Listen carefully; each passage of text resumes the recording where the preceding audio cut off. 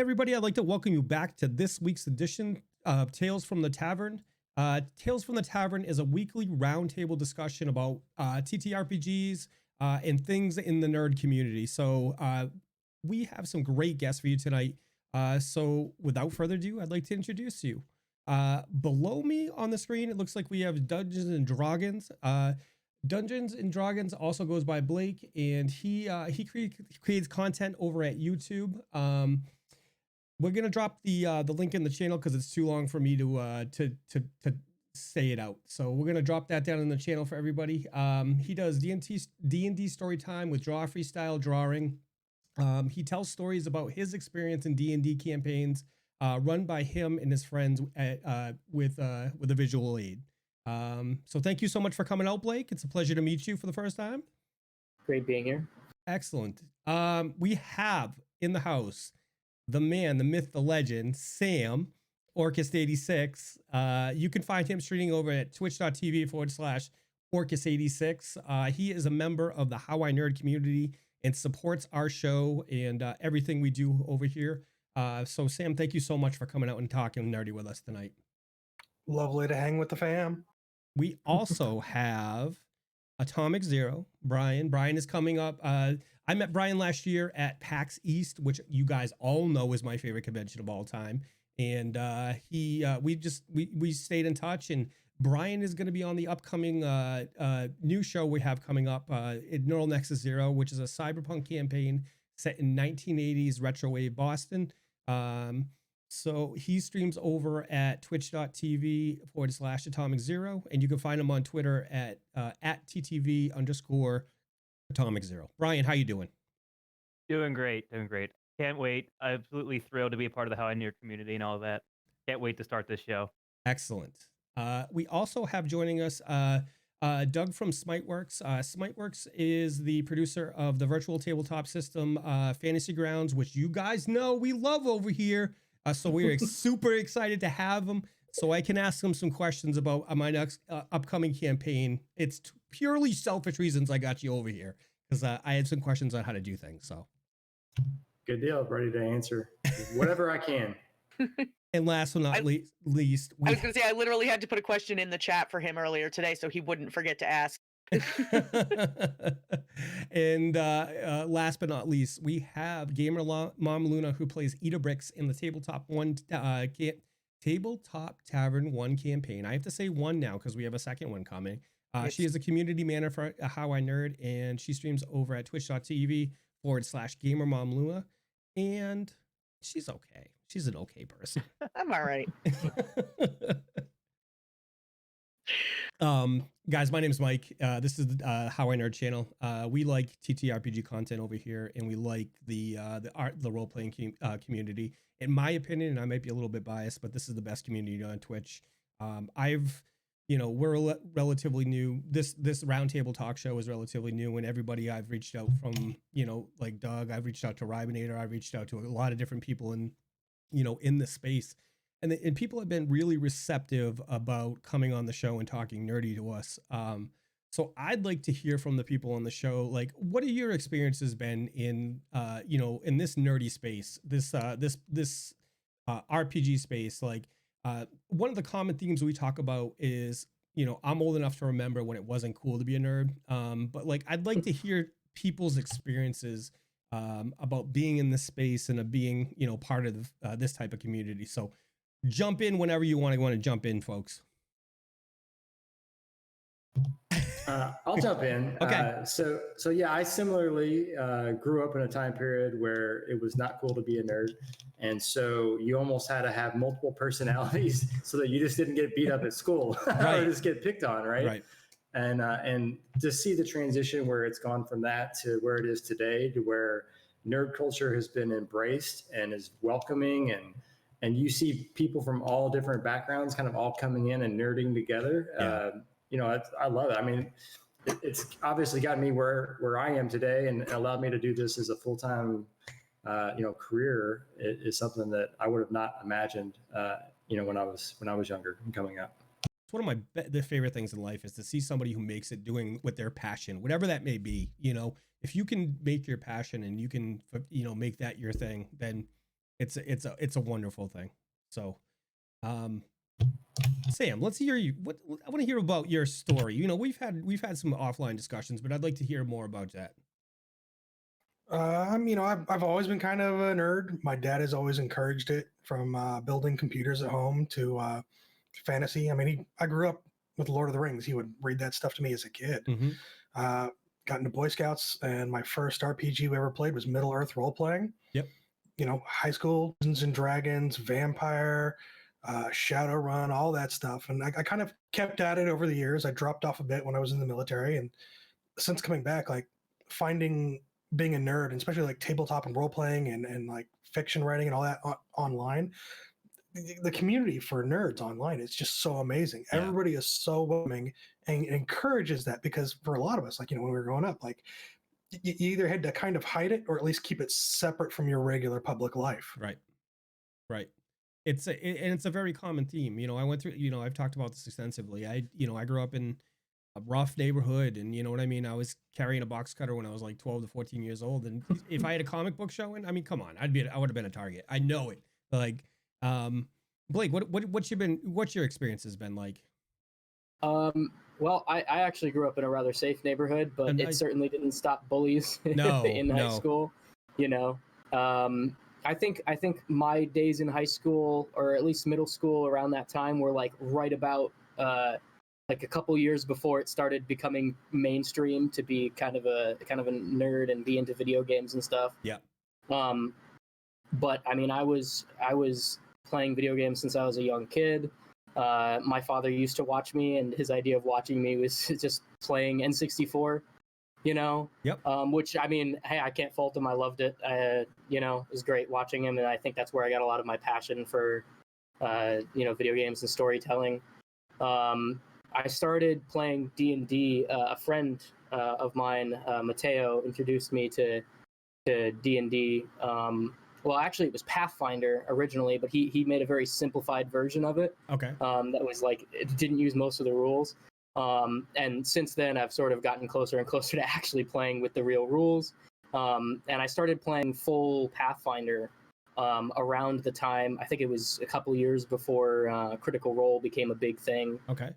So I've dabbled in all sorts of tabletop RPGs, but I started around that time playing with the official rules.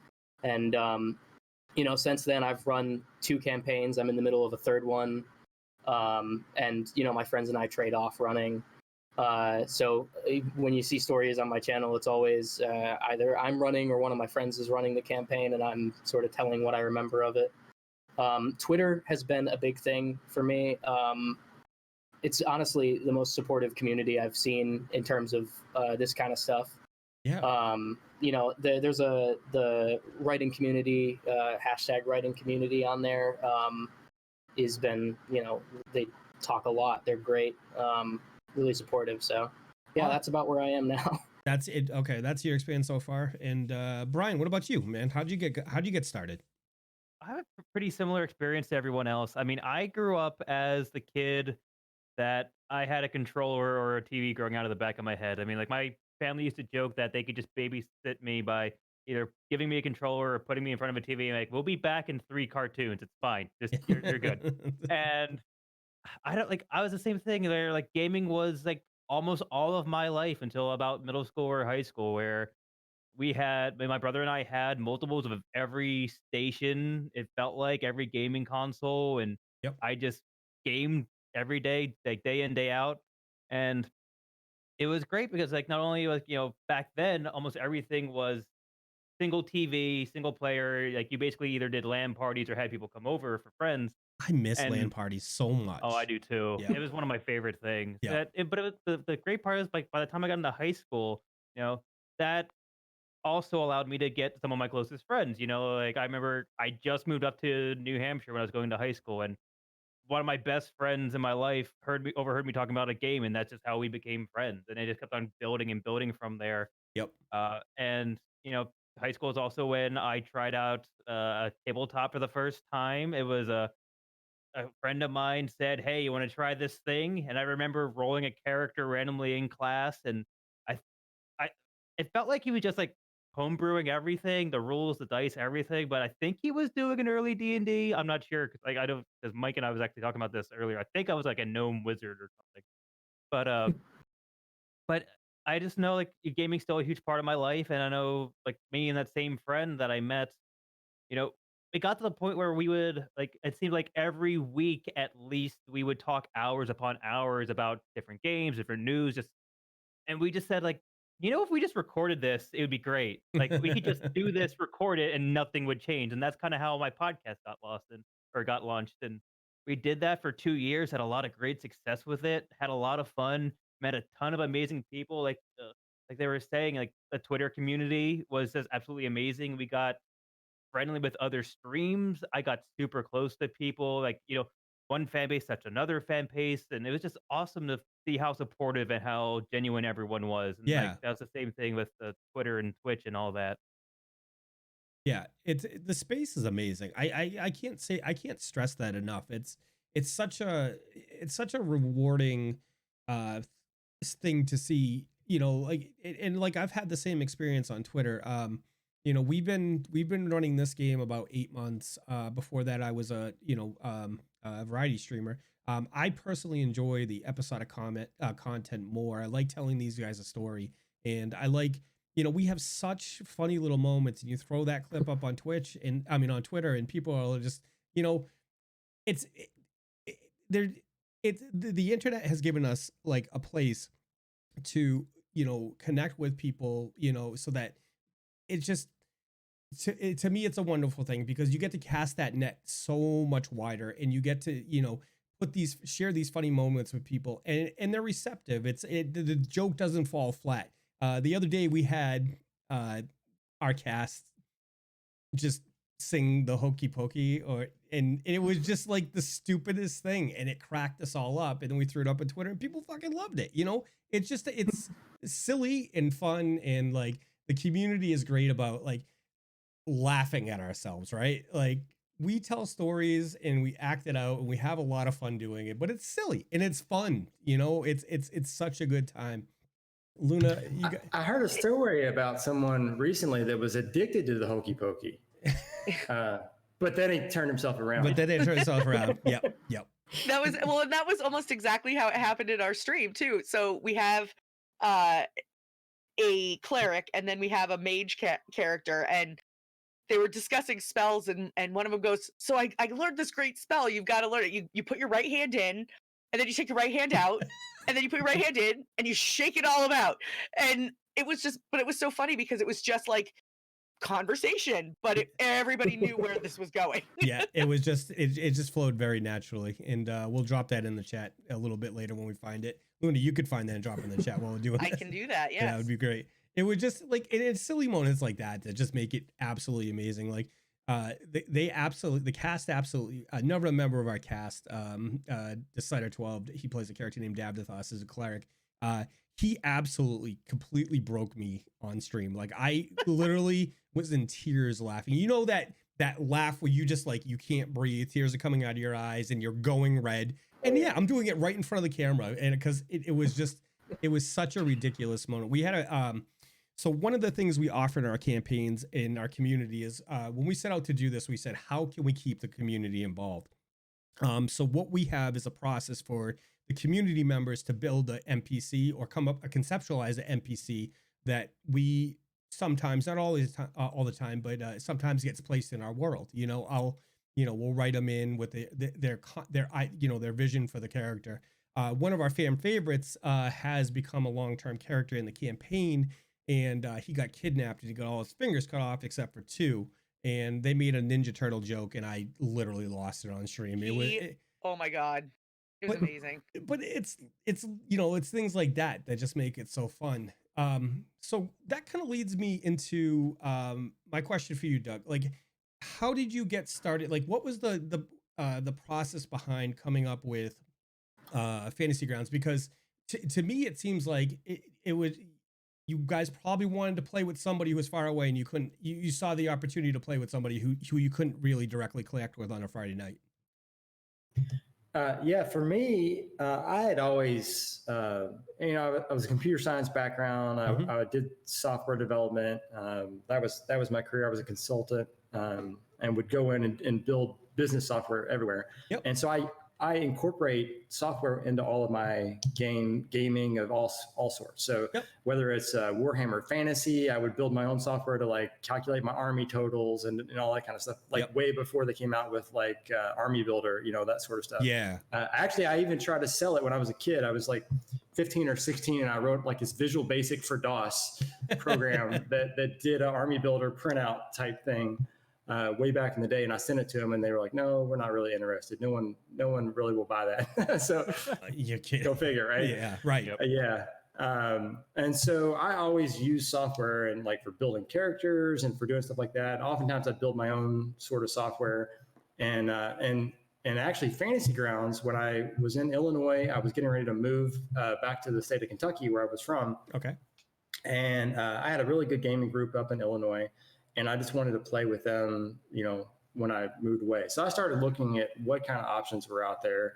A lot of the software I used was actually like better at the table or for prep, but not for like playing online. Right. And so I looked at like the Klugeworks and Map Tools and Fantasy Grounds. And I think those are like the main ones that I kind of looked at. So Fantasy Grounds had already been built at that point. It got built back in 2004. Okay. I looked at it, this is around 2008 or so. And I was like, this is really pretty cool little app. And I started getting familiar with it before I left Illinois because I knew that I was going to be moving, but hadn't. And so I started building stuff for it as an end user. I just came into it as a regular fan and user like everybody else. And so I built a Star Wars rule set for like Star Wars D20 and started loading in all my Star Wars pictures and images and stats and all that sort of stuff. And was like, oh, this is pretty sweet. And planned on running a Star Wars game remotely. Yep. And I actually fell in love with the organization and the core design of Fantasy Grounds at that point in time. But they didn't have hardly any like, there were like no real rule sets. There were no official licenses. There were like a lot of things just kind of missing from it. Yep. They had a few like third-party stuff that they kind of allowed in the system.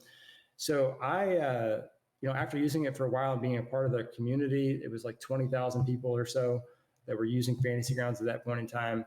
I actually reached out to them and asked if they would be willing to sell the company. And I just wanted to buy the whole thing. It's like, I really liked it. I was like, this would be something that would be kind of cool to take on as like a side project or hobby or whatever. And they weren't really interested in selling it. The original guys that built it, they're like, no, it's fine. Just not interested, but thanks. We appreciate the offer. And I was active on the community. So they knew of me because I was always like posting, coding things and sharing with other community developers. And so I kind of just kept working on them a little bit. And I finally got them to say, okay, well, if you were going to sell it, how much would you sell the company for? Okay. And just once they threw out a number, then it was just a matter of kind of negotiating what was a good price and supporting that price. Was that an actual valid price and all this kind of stuff? And it turns out there were like three guys, and one guy was mostly doing most of the work. The other guy was kind of doing a lot. The third guy was just kind of, doing stuff once a quarter for their accounting, and that was kind of it. And so I think that once they started thinking about selling it, they just kind of like their mind just kind of went down that road. Right. And then they also wanted to make sure that they handed it off to someone who was going to take good care of it and was going to be a good custodian of their creation that they had built. And so, that was a lot of what allowed me to purchase it. It was I convinced them that, hey, I'm going to take it and I'm going to grow it. I'm going to continue to add to it. And I'm capable as a software developer and as a business person to grow it from there. And they accepted. And this was in 2009. So I bought it. So now it's been fast forward a little over 10 years now. Yeah. That I've owned it. So now it's more mine than theirs. They had it for 5 years, and then I, had it for the last 10. Yeah. So now it feels like mine. For a long time, it still felt like, well, this was theirs, but then, I came and bought it. So yeah, that was kind of the transition. Is that I went a business career focused on a career focused on just business and what paid the bills and what did the best for me financially, but wasn't where my passion was. I did stuff in healthcare and I did stuff in manufacturing and other kind of stuff, software development there were parts of it that were interesting, but nowhere near as interesting as, having dragons fight against, right. knights and wizards and stuff, so for me, it was just something that I did for a while on the side. And then I started to see, well, it's starting to kind of grow, it's starting to pick up some steam. And if I really like left the business world behind and went full time on this, I think I could really go somewhere with it. And I just kind of took the leap of faith back in, this was, I guess, in 2012 is when I went pretty much full time on it. And it's really just kind of taken off and grown a lot since there. And, now we're at like 170,000 people or something like that, and growing, and licensed users, not necessarily people. We may have more people than that, but but yeah, kind of growing from there, and has provided a nice, steady income, and it hasn't been a regret, not once. That's an amazing story. Somebody had asked, one of our viewers, and it had asked, and you could just kind of answer it. He said, any tips on transitioning from nerd life, from hobby into a career? So if you have any, I would say, just take, doing smaller jobs and completing them, and then moving on to, more and more of those jobs. And then the jobs get a little bit bigger and bigger and bigger. Yep. The same thing, we work with a lot of other people, indie publishers and artists, that we work with. And a lot of them, some of them come and they put out 2 or 3 products, and then that's all they really come to do. But the ones that really seem to take off are the ones that are, they just steadily put out more and more of their stuff. Yeah. And over time, they start to build up their own following, because people start to recognize the value of their work. That's the other thing, is don't get discouraged if it doesn't immediately catch fire, right, and you become the next, Critical Role or whatever like that. It's really about just doing something that you enjoy, and you enjoy it even if you're doing it for pennies on the dollar. Like, when we first did fantasy rounds, we were really making, I think John said he calculated what his hours were. John's the other owner of fantasy rounds, of Smiteworks. And so, he calculated what he made like on an hourly rate compared to how much hours he put in for the first like 2 or 3 years. It was like pennies on the dollar. Yeah. Right? It was like 5 cents an hour, 10 cents an hour, something ridiculous, but it was just that sweat equity that we were putting in. And to be honest, we would have probably put in a lot of that time just as our hobby, to do it anyway for your own personal use. We were you were just telling before the stream got started that you spent 9 hours on what's coming up for your. So same thing. If you figured out what's your hourly investment on what you're doing for the stuff that you love, it's high, right? Right. But it doesn't feel high because you love doing it. So I would just say, do the stuff that you love to do, and do it as often as you can do it. And then, over time, if it's going to take off, it'll just start to take off, and you just be aware and be ready for that opportunity. Yep. And when you see that it's starting to make that turn, then just jump in, with both feet and hang on, Yeah. So I'm going to tell you the second part to that story, and Luna heard it this morning, because I spent 9 hours on that thing overnight last night. I wanted to cry when you told me. I worked, our artist is 1UP MG, 1UP Motion Graphics, and we were up till like 1 o'clock last night working on this thing. So he does the motion graphics side of it, and I was doing the cutting, editing for all the footage. So what I was working on was, it's a 5.5 minute video. That's an introduction to the world that we're building. It's so on the night we go live, we're going to play that so people have an understanding, like a complete overview of the setting of the world. It's cyberpunk, it's set in Boston, but it's a very oppressive atmosphere, and we wanted to build that community so everybody knew where like the starting point was. So, we've been working on this. He put doing all the motion graphics and doing everything. He's putting like 3 to 5 hours into it. I put 9 hours into it. I woke up this morning, I rendered it overnight, and Adobe had crashed this morning, and I'm like, oh, you know what I mean? And I was able to recover the file. I'm IT background as well, so I was able to get the file back, but I literally was just sitting there, my hand shaking, like, oh my God. But yes, it is absolutely a labor of love. Blake, I'd be interested to understand how it takes you 12 hours for this first iteration, right? Yeah, right. And the next time you do something similar, right, you will have learn and come up with some ideas. It'll probably save your time. Maybe it only takes 10 hours next time. You're right. And then if you were doing that same thing over and over again, then you would probably get to the point to where it doesn't take that much time at all. And so I know, with our end, there's a lot of stuff we do on the business side that it's not efficient when we first do it. Right. And if we sat down and we waited until we had it all completely lined out and super efficient and all that kind of stuff, we wouldn't do it. Right. So we just have kind of a carefree attitude, like, hey, we're going to put this in place, and we know that it's ugly right now, but we're going to put it in there. And that way we can move forward. We can say, yes, we've done this. We can check the box and we can move forward. And then we'll iterate over time, and we'll get to where, this is something we're doing more and more.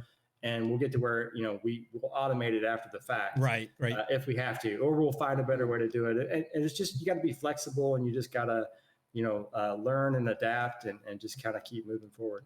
Yeah, like so our first season was like the proof of concept. We wanted to do a proof of concept. We put a lot of time and effort into the production, and a lot of people are concerned with the numbers and watching the numbers. We knew this is a long-term goal for us, so we knew that we wanted to do more than one show. The ultimate goal is to have, not myself, but have a game on the channel every day of the week, and look at it more as like a channel with a variety of shows or IPs under it. But so the first season was proof of concept, and Luna House helped me, Orcrist has helped me. A lot of people have helped us finding those processes where there's room for improvement and in refining them.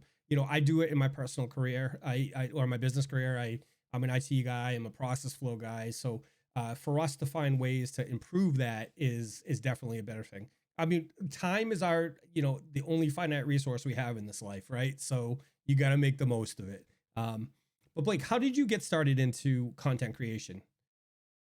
Well, I've messed around with a lot of things. When I was younger, I did some dumb like spoof sketches and stuff on YouTube when I was in high school, and that was an interesting experience for me. Nothing ever got big, right?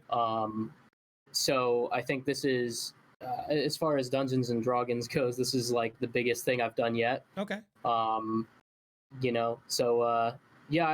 I've dabbled in a lot of stuff in the past, from sketch comedy to let's play channels, but the only thing that's ever I feel like this thing I'm way more serious about than ever in the past. Right. And when you start on a project like this, and I'm just going to speak from my experience, like I don't like to half-ass things, so that's why we take such pride in like the level of production. And we spent, leading up to our first show, we spent what, Luna, like months, 6 to 10 meetings on just audio, because audio is the most important part of it. We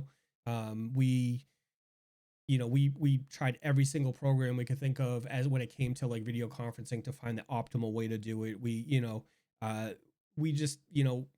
put so much effort in it. It's your baby, right? This is your baby, your creation. You nurture it, and you're trying to bring it to life, whatever that life is. If you want to be successful with it, or if you want to turn it into a career, or if you just want to do it for fun, it's still your baby. And you put so much work into it, and there's a sense of pride and love there. I mean, like, Orcrist, when did you decide to start streaming, and like what kind of made you, move towards that?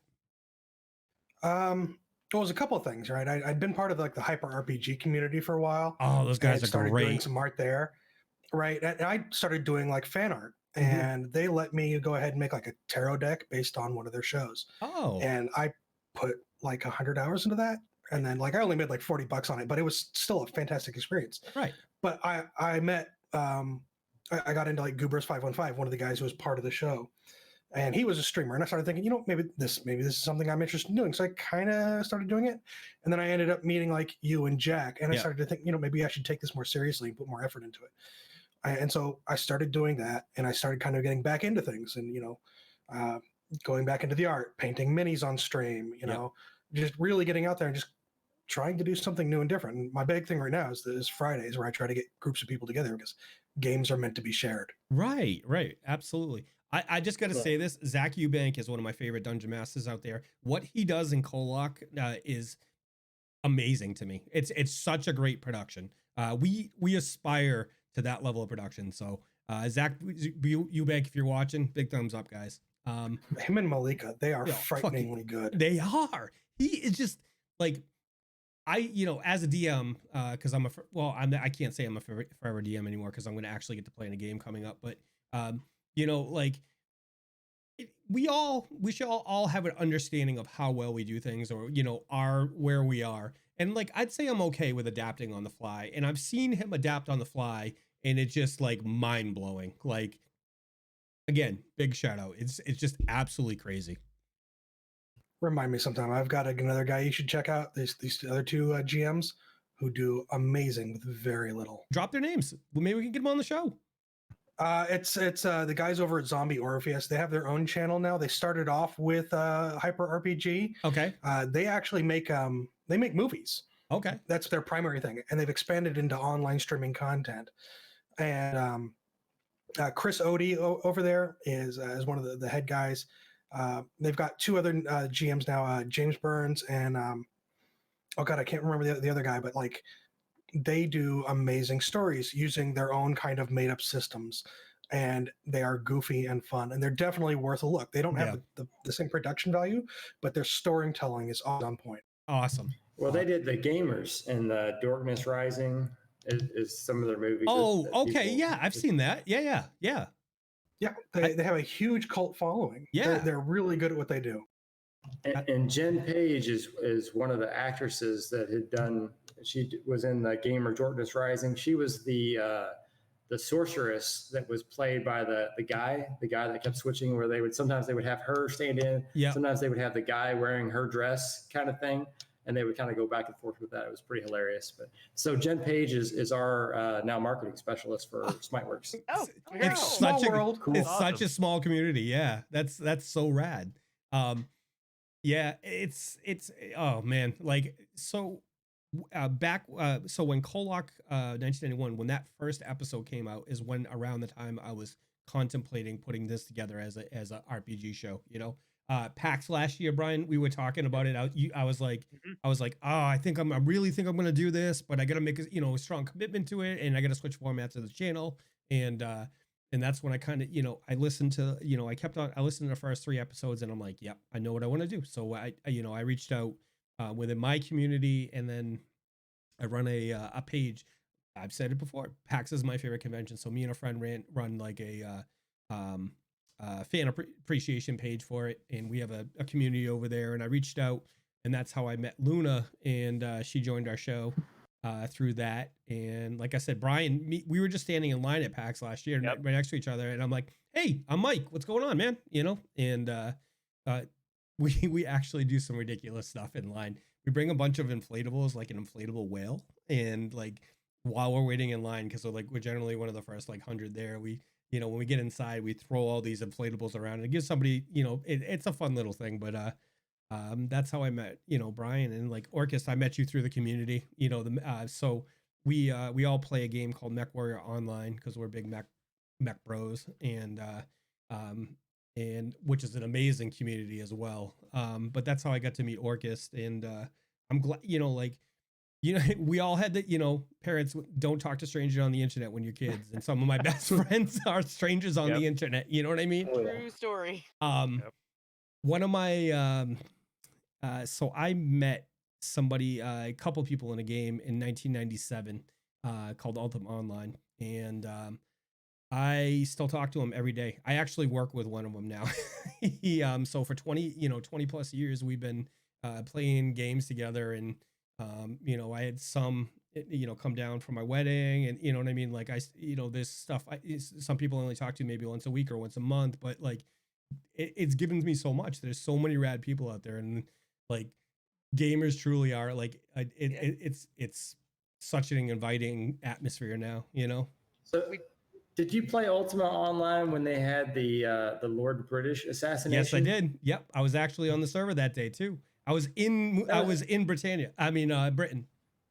What's it called? That was one of the coolest stories in online gaming of all time. Right. I'll let you tell us, since you were there, at the thing.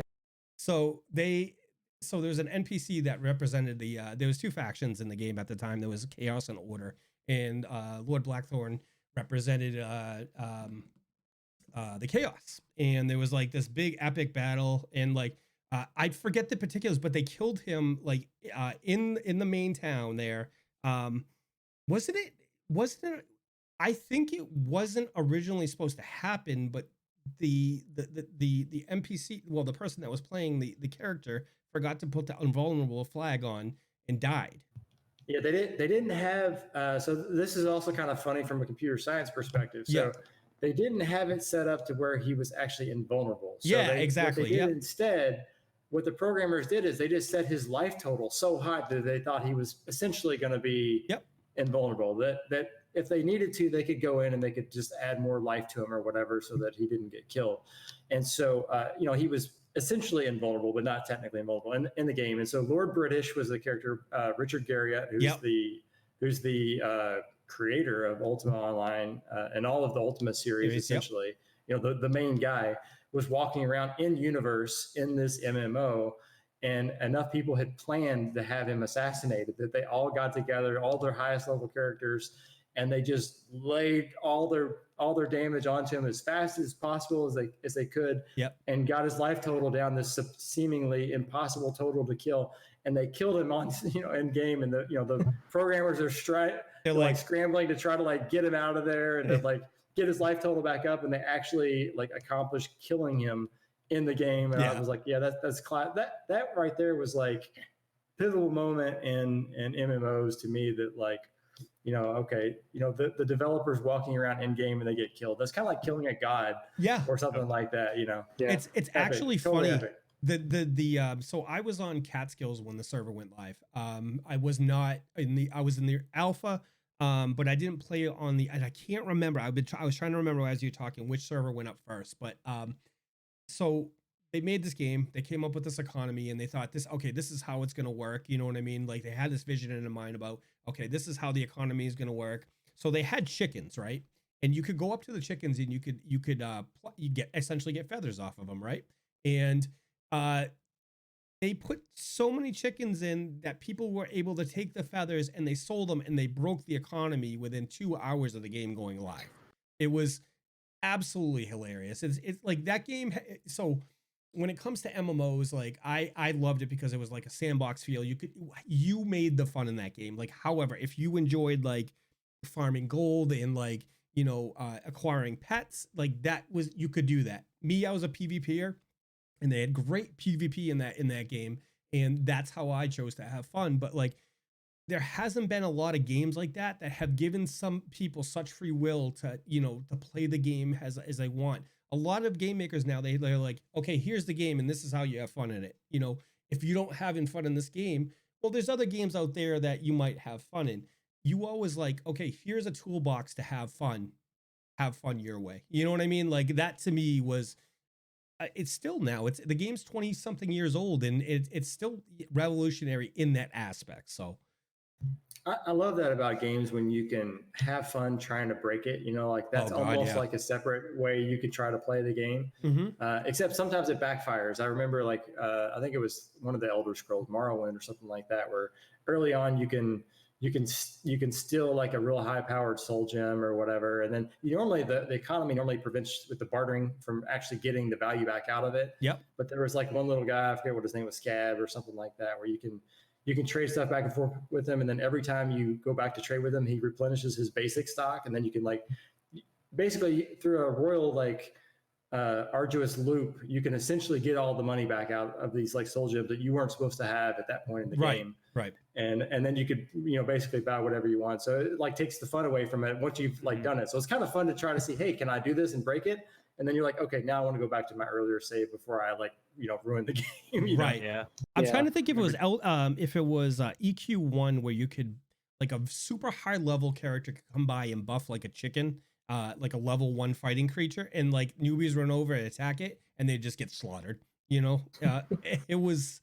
And then WoW had one too for a long time. They had one where there was a level 1 drop. It was a gray drop, but it allowed you to put an enchant on it. You could put top end and enchants. So people were grabbing these daggers, they're just trash drops, putting them on their low level rogue, sending them into a battleground and just destroying people, from an, coming from a tech perspective where I've been asked to specifically break stuff, like finding that stuff in the game is it's like finding an Easter egg for me. It's super fun. So Oh, that stuff was great. I still remember the early days of EverQuest when you would, basically get the constant, shouts as everyone would say, "Oh crap, there's like a train to camp" or something like that. And there'd be this big string of monsters chasing after a guy. Yep. And then they would just get there and then they would obliterate everything, like all the monsters that they had pulled.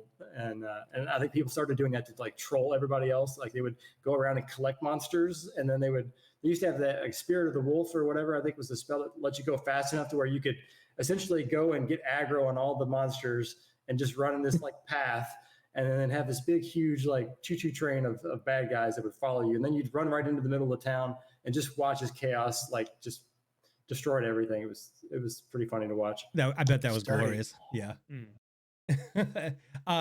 Sam, have you played any MMOs? What about any of you guys, like Sam, Blake, and Brian? I think Luna, you played Guild Wars, right? I did. I played both Guild Wars 1 and 2. I played Guild Wars 2 while it was still in beta, and then again for a while after it went live. Okay. I beta tested EverQuest for the PlayStation 2. Yep. When they tried to put it on that platform, and then I was on Dark Age of Camelot for a really Yeah. Yeah, That's an oldie. And then I saw that it was still going, and I was like, "Oh, are you serious? It's still out there?" Did you see the reboot? Did you see they're doing a but reboot? I've been.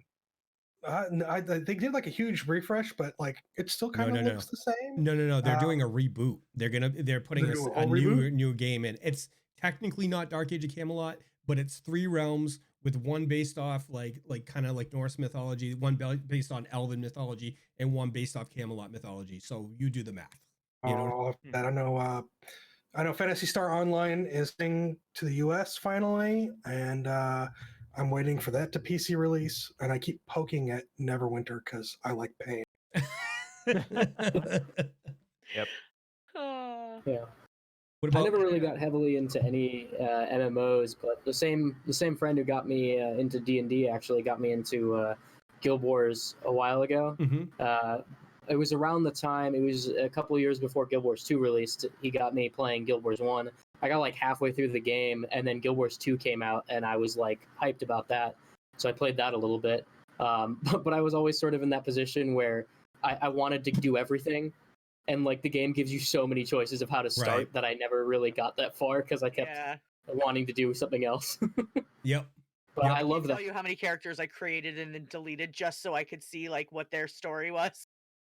Yeah. Yeah. What about you, Brian? I actually, for a very long time, played just about every MMO that came out. Yeah. Like from, I think my very first ones were WoW and Final Fantasy 11.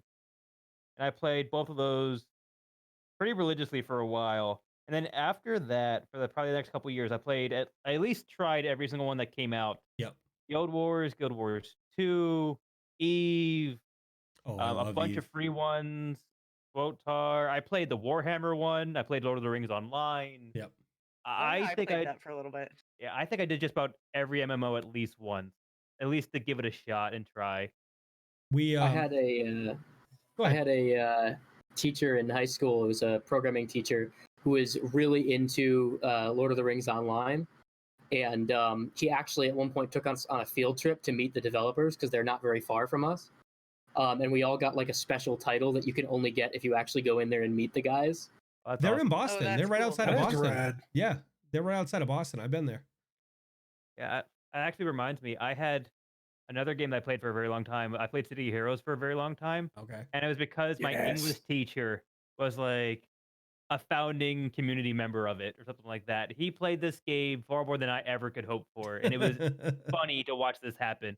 It's like we introduced it to him, and then you could just see as the year went on how addicted he got, and he just went further and further into the black hole. He needed more and more coffee as he came into work every day. Oh yeah, and it was funny just to watch this happen because I don't think he was ever a gamer, but that was the one game he just loved and always wanted to keep playing. Yep, that's actually really City funny. of Heroes was really good. I like. Oh, I like that. Director for City of Heroes is actually the owner of Pinnacle Entertainment Games. It makes Savage Worlds, and Really? Deadlands and stuff Right, too. I don't know if you know that. I did not realize that. Shane Hensley, yeah. Yeah. So yeah, he did a great job with City of Heroes and kind of like the direction of that one. And then yeah, I love Savage Worlds too. If you haven't played that, it's a fun, great I've tabletop. played it a couple of times. And that's what Neural Nexus Zero is going to be. Savage Is a Worlds. Savage World Yep. campaign. Yep. It's so so that kind of leads me into my next question, everybody. You know, I like to talk to people and get an idea for favorite systems, and I'm gonna lead off on this one. I've been a Pathfinder guy for a really long time. I love Pathfinder. I've been playing it as, you know, for a very long time. I started, you know, I'm 42, so I started pretty early in the D&D, you know, era. But once I hit Pathfinder, I kind of stuck with that up until very recently. I was introduced to Savage Worlds so the need kind of necessitated what I was looking for. I was looking for a campaign that I could run, you know, in a modern era or a retro futuristic, you know, the cyberpunk type thing. So I had originally looked at D20 Modern because I had played a D20 Modern a long time ago. But one of my primary requisites is I had to work well on fantasy grounds. So I started, you know, friends started pushing me towards Savage Worlds. We're friends with a community called the Dice Tyrants, and they do a lot of Savage World stuff. So one of the guys over there, Dice Barrier, and he's like, you should really look at Savage Worlds. You know, they have interface 0 that works really well with it, and if you know, so I started playing with it, and I started reading the rule sets, and I just bought them. I just, you know, and so I started learning about the rule system, and I'm like, this is a phenomenal system. It makes the combat a lot less crunchy. You roll a dice, did you hit a D4?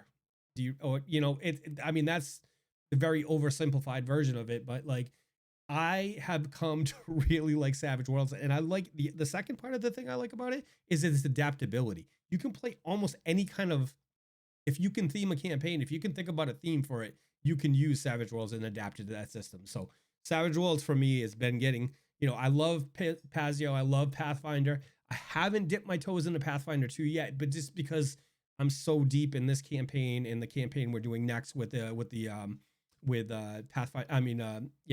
1. But this Savage World is going to lend really, really well to this, and Interface 0 is going to lend really well to this campaign. So what are you guys' favorite systems? Well, for me, I like different systems depending on like kind of what I'm trying to do. Mm-hmm. Right. Like, I mean, D&D 5e, you know, it's very easy to use and it has a moderate amount of crunch, right? It's kind of the middle of the road. Right. It's this go-to. But like, I kind of like things like Open Legend, which are super freaking crunchy and super moddable. Yep.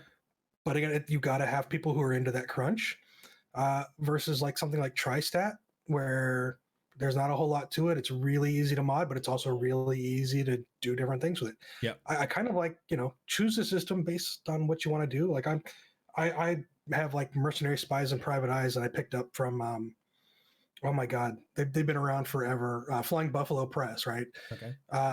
They're one of the older RPG companies here in the US, needed a reprint of this old game. And I still have to go through and read the system. I'm really curious about it. Yep. And we had that conversation the other day. Did you have any luck with that conversion, or?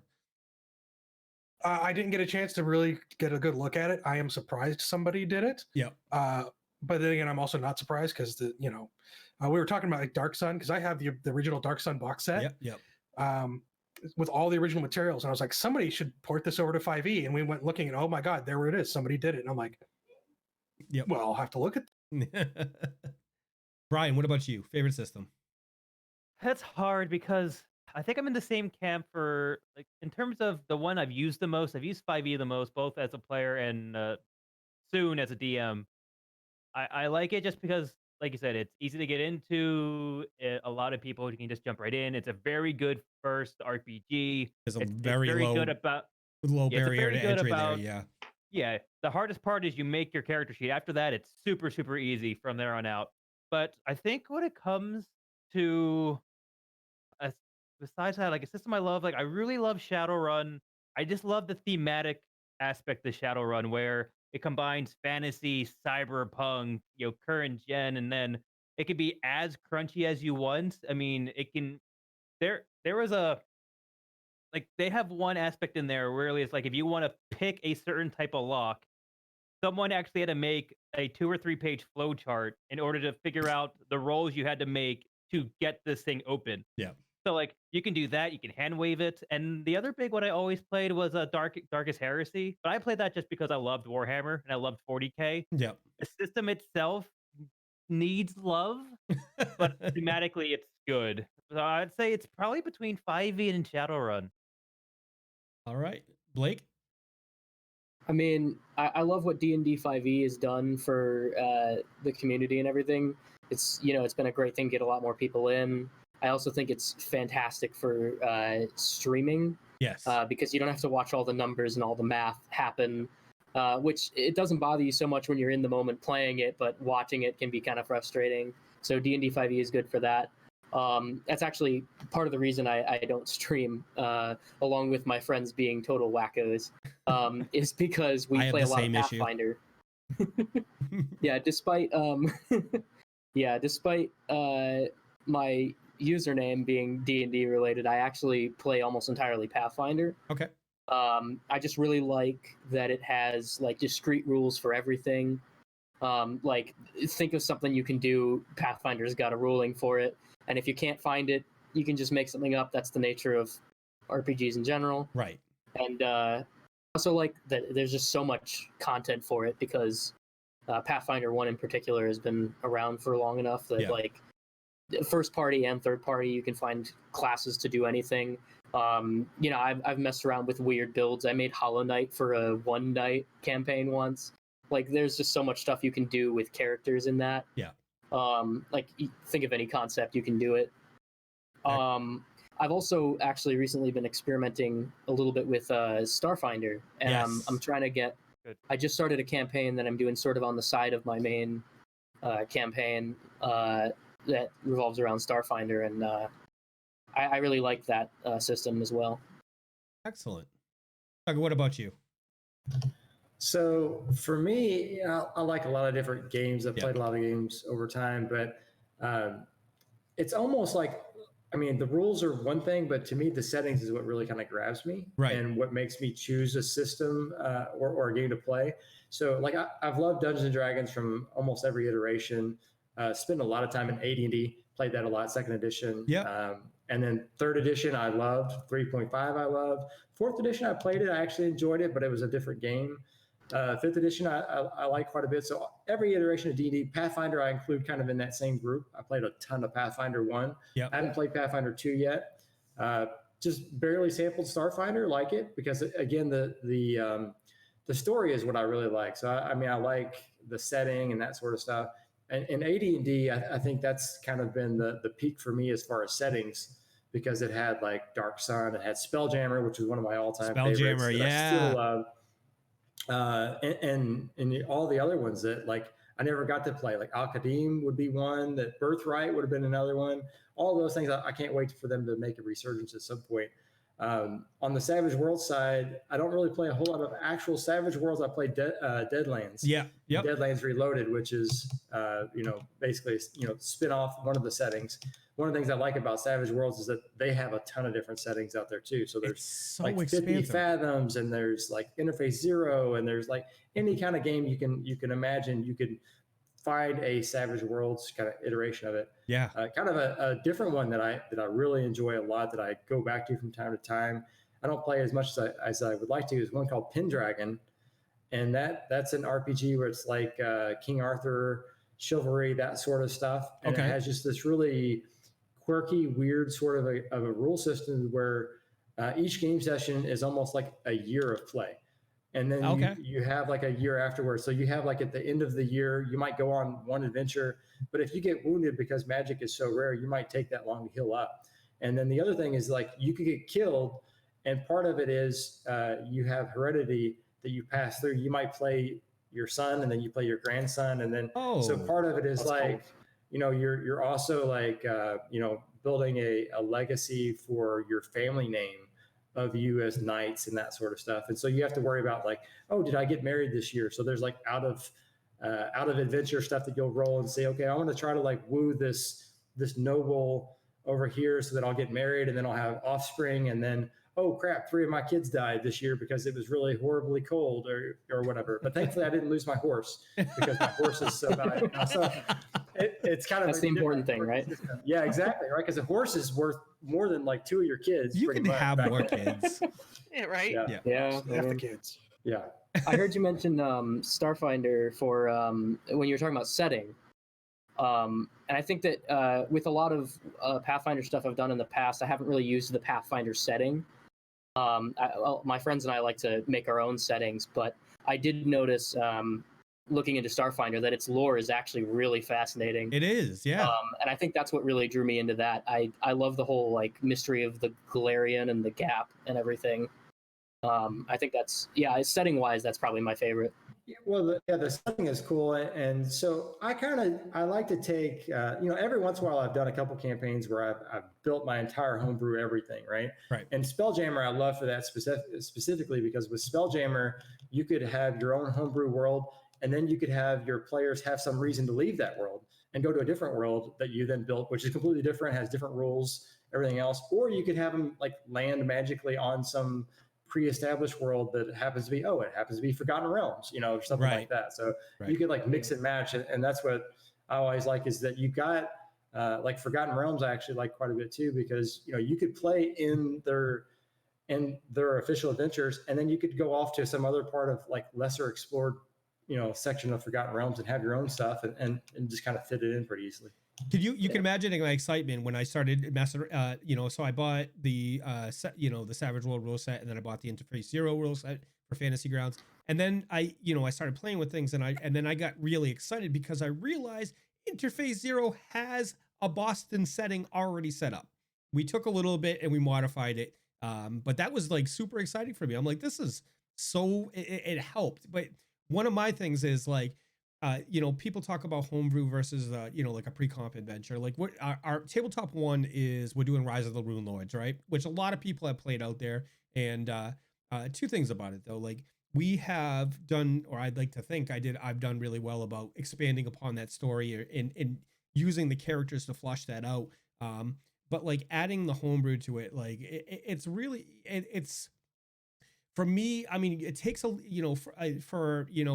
especially for a newer DM, if you can take something like that and use it as a backbone and then elevate the game, and use it as inspiration to write your own stuff into the story. I really am a huge fan of the prefab,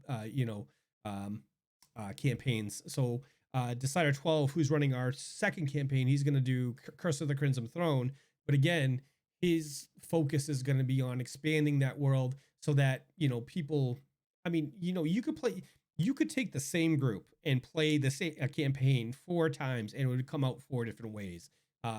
So that combined with random dice, because we all know how fickle dice are, it changes the aspect of the game. So I've been really impressed. Everybody, like I've had a lot of friends I've been playing D&D with for years, and they're like, oh, you're gonna run a prefab, and I don't know how that well is gonna do. It's been going really well for us. So but yeah, like Luna, what do you think about the campaign so far? I hate it. No, I'm kidding. Okay, cool. Bye. No, honestly, I'm having a lot of fun. I mean, this is my first foray into Pathfinder in general. So this whole story, I mean, even if we played it literally as it was written in the book, would have been new for me. But I think one of the things that I really appreciate is seeing the community's reaction to all of the new stuff that has been added in because of the community and because of, stupid choices that people in the party make, or Oh yeah, water's haunted. Yes, water is haunted. Just things like that. Like, so I'm really enjoying it, and I have to say too, Mike, I'm gonna inflate your ego a little bit for a second. You're not getting free. You're not getting free magic items. You're not getting free magic items. Well, then I'm not saying it. No, I'm kidding. No, one of the things that I really appreciate having played with other DMs is how good you are at adjusting on the fly. And I think that makes a huge difference is when you have somebody, regardless of whether or not it's a streaming campaign, but as long as you have somebody who can adjust on the fly with the story, that can make or break a player's experience. Right. And so I super appreciate that it seems like a lot of our players, all of our players and you as the DM are really good at being able to adapt very quickly when something happens. Yeah. Yeah, it's incredible skill. It's And so the players can do that too. I've played in some games where my players are also GMs, and I find that they're really good at helping and adapting and doing stuff too. So like we would have this thing where we would play with a bunch of other GMs, and you would have a situation where you, like, let's say you were investigating someone and they weren't at the house for whatever reason in the story, right? So you would describe the situation there, and then one of the players would say, oh, I'm going to go talk to the neighbor who's out cutting his grass. You didn't mention anything about a neighbor cutting his grass. He just, the player just threw that out there. And then you as a GM go, okay, yeah, so sure. Why would there not be so you didn't have to describe it. You let them create with you, and you end up with like a really good, kind of thing that way. Yeah, it's such a great point, because I've said this a lot. Us as a dungeon master or game master, whatever you want to call it, you come up with this world, right? You come up with your vision for the world. I'm going to do this. I expect my players to do this. And like, this is how I kind of see it. And then they do the complete opposite. But the fact is, they usually write a better story than you ever could with their conjecture and their interpretation of what they see going on around them. And sometimes I've literally been like, yeah, that's better than my storyline. We're going with that. You know what I mean? So I have good players that make me look like a good DM. So. Oh, that's what it is. Okay. I'm glad we established that. We established that right there. So. Well, one of the things too, to that point, is Decider 12 and I had a good opportunity to play through with Mike some of the upcoming Neural Nexus game. We got to test it out for him to kind of see how it worked and, that sort of thing. And there were reactions that Decider and I, the characters that we were playing, that we did, and Mike was like, I didn't even think of somebody doing that, it never even dawned on me that a character might think to do that. So it gave him the opportunity to kind of be able to, again, adjust on the fly, but also be able to kind of plan a little differently than maybe he would have had we not done that. So my style of DMing is so there's two parts to it. Like, I try to set myself up. I try to set myself up for success by planning a lot, but a lot that's modular, that can be used. Like, if they're like, okay, well, we want to do this. Okay, I can take this encounter and I can drop this in and we can modify the story, or I can do this live. I try to set myself up for success. The other thing I like about this, about DMing, is I don't really like telling a player no. Like, that's like, there's some aspects. Can I seduce this god? No, they smite you and you're dead. You know what I mean? But like I don't like telling a player no, especially so Luna's character did this like epic move. She's like, I want to try this. And I'm like, all right, because if this goes well, it's going to be epic. And if it fails, it's going to fail epically, So it's like, for the player experience, you're in an epic world. You're trying to, you know what I mean? The players are trying to have fun. If you're constantly being told, no, you can't do something, it's going to ruin anybody's day, right? But the player comes in and either helps or hinders in that situation. Like, so your example of, the person says, hey, I want to seduce this guy. There might be a time when that actually makes sense. But if you have the player that says that about every person he sees, oh, I want to seduce the dragon, I want to seduce the bugbear, I want to do, then you're like, you're not helping the game. You fell victim to my accent. I said seduce a god. So. Oh God, yeah. You know what I mean? A little different. Yeah, I got you. So that guy, whatever. It's all the same. It's all Lord British here, whatever. I had a player in one of my campaigns. His entire thing was he was playing a racist dwarf. He basically thought like dwarves are better than everything else, and so obviously that caused a lot of tension in a group full of crazy misfits. Yep. And also led to a lot of conflicts, which I always felt like in that campaign he was always the player's worst enemies, but he was like my best friend because he always made more conflicts into the story. But one of the things that he kept trying to do is he kept trying to start like some kind of like club or something throughout that whole campaign. And a lot of the time I was just like, I don't know where you're going with this. I can't really follow that thread very well. I don't have anything like that is even vaguely similar to that. Yeah. And it took quite a while before eventually he ends up, that's a bit of a spoiler because that might end up showing up on a video. All right. But he ended up having some sort of group. I feel like Brian's character in my upcoming campaign is going to be that guy. He's going to be the guy that doesn't think and shoots somebody or runs into a situation. And Well, he literally told us before we went live that his character is based on bad decision And a drug addiction. and a drug addiction. Don't forget that. It's an important aspect of my character. It makes him rounded. So here's the thing about Savage Worlds and specifically Interface Zero. Bad decisions can go bad very quickly. Like, you can soften the blow in a lot of worlds, but like, if you stand out in the open and you get shot at, you're gonna have a bad day. You know, it's well, in Savage Worlds, you can get killed no matter what level you are by a low level person. I mean, one shot can just keep rolling and rolling and rolling and acing, and next thing you know, you're like, oh, I guess I'm dead now. So I'm actually in the middle of doing something really interesting with Savage Worlds. I am partnering up with our friends over at Dice Tyrants, which is another channel that does a lot of Savage Worlds RPGs. And we're actually taking a World of Darkness setting and playing it in a Savage Worlds rule set. So we are appropriately calling it Savage Worlds of Darkness.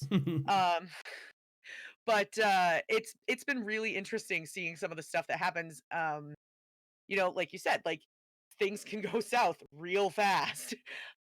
Or you can like, so let's see, what's today? Thursday, Monday night we were playing, and my character, who is a werewolf, was kind of killing some time hanging out in a bar with a changeling, and they decided to arm wrestle, and the werewolf just is like, yep, boom, you know, because the dice ended up exploding, and she rolled a 20 on a 6-sided die. Yeah. So you tear the arm off. Yeah, pretty much. That was actually, so that was one of my questions for you, Doug. Is that in the works still, or is that World of Darkness? World of Darkness. Actually, I just had a meeting with Modifius and White Wolf Paradox Interactive just this week. Okay. To talk about that, and so we have a final version that we are submitting to them for approval and review on Monday. So Monday, what is that? The 11th, right? Yep. And so we're looking ahead, and you know, I think we're going to probably. This is announcing live on stream, I guess. Then we haven't announced it. We're kind of looking ahead towards potentially I think it's March. March 2nd release date, I think. Oh, that's so rad! For Vampire 5th Edition, and then Fall of London. We're gonna we got the files for that. We're gonna start working on Fall of London as well from Modifius, and I think Camarilla and Anarch. Are going to be coming out, you know. I've been trying to follow that because I've never played a World of Darkness campaign, and I really want to. And I love the product, so I'd rather play on Fantasy Grounds. My friends are scattered to the world, you know what I mean, to the wind. So like, I would love to sit down with these guys and just play like, you know, play like a Friday night, play some, you know, World of Darkness. I would love the rule set looks amazing. Dan Alfaro was one of our community devs that came on and did that, and then we had Colin Richardson, who's Mad Beardman on our forums. I followed him. Some of the technical stuff. Yep. And then we had Dominic Morta, who is Super Teddy on our forums. He actually was a community dev doing stuff. He joined our company full time as a rule set dev. We had him help on it too, and so. Really good kind of team of people working on it, and it turned out beautiful. That's so exciting, man. I'm happy for you guys because I will probably snag that the second it goes live. So we've been talking about that on the channel. So I had mentioned I want a game on the channel every day of the week. World of Darkness will definitely be one of them at some point. So that makes me happy. I was hoping to sneak that question in. I don't want to put you in a bad spot. I keep telling Mike, don't let me sign up for any more games on the channel. Yeah, I can't do it. And if we get that, I am all over it. Like, It's fine. Mike, I just want to know, how did you escape the 90s not playing a World of Darkness campaign? I don't know. It's like, and the thing is, I love vampires. I absolutely love vampires. I'm going to tell this story. I've told this before, but so I'm a Freemason, and I was down for an event down in Boston. Actually Cambridge, but the building there it's 111 years old. It's this beautiful Gothic building, absolutely beautiful inlay, like just an amazing building.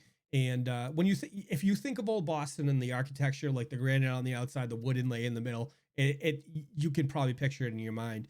But I'm going to leave the event, and I walk up to the second floor. It's a 5-floor building, and I see a bunch of people in cosplay, and I'm like, what is going on? Like, some of them are vampires, some of them are like some things I didn't know. And I'm like, and I walked up one of the kids, and I'm like, hey, what's going on? He's like, oh, it's like a theater thing. And I'm like, no, that's a rule book over there. And he's like, and he looked at me because like I was wearing a suit, and I was like, I'm a nerd. I'm just like curious what's going on. He's like, oh, well, we rent a room from the Masons every Friday night. So they all like 20-25 people get together and they play in one of the rooms in this old Gothic building. And they have this like great old feeling to surround this game. And I was like, this is such an awesome thing.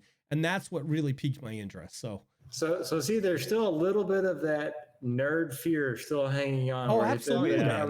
The person was like, it's a theater thing. Yeah. So he censored himself to be like, please don't make fun of me. So there's still a little bit of that. We got room to grow still. Oh, yeah.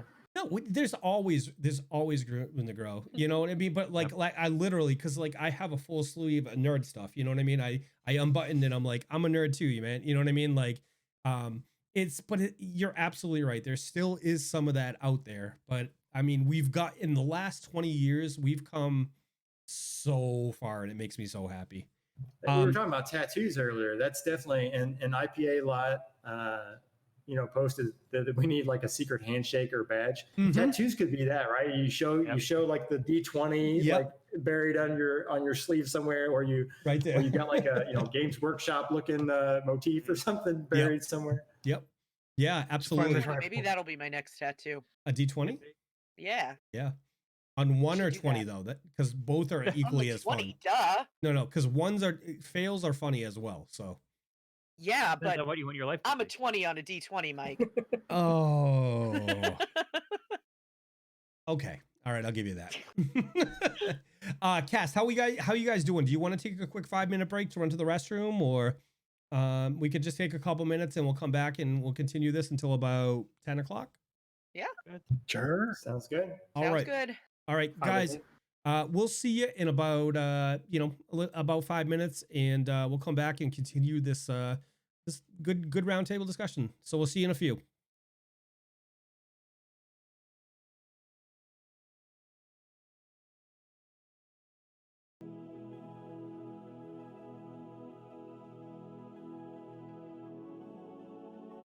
All right, guys, thank you so much for your patience while we took a quick break there. I see Yacht Switch is back with us. Yacht Switch is also a member of the Tabletop Tavern. Looks like he was out there fighting the snow in Canada A. Mm-hmm.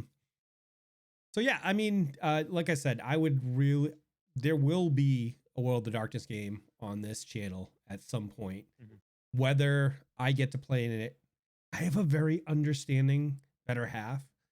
But there's definitely a limit. There's definitely a limit there. You know what I mean? So because it's not just playing or DMing a game.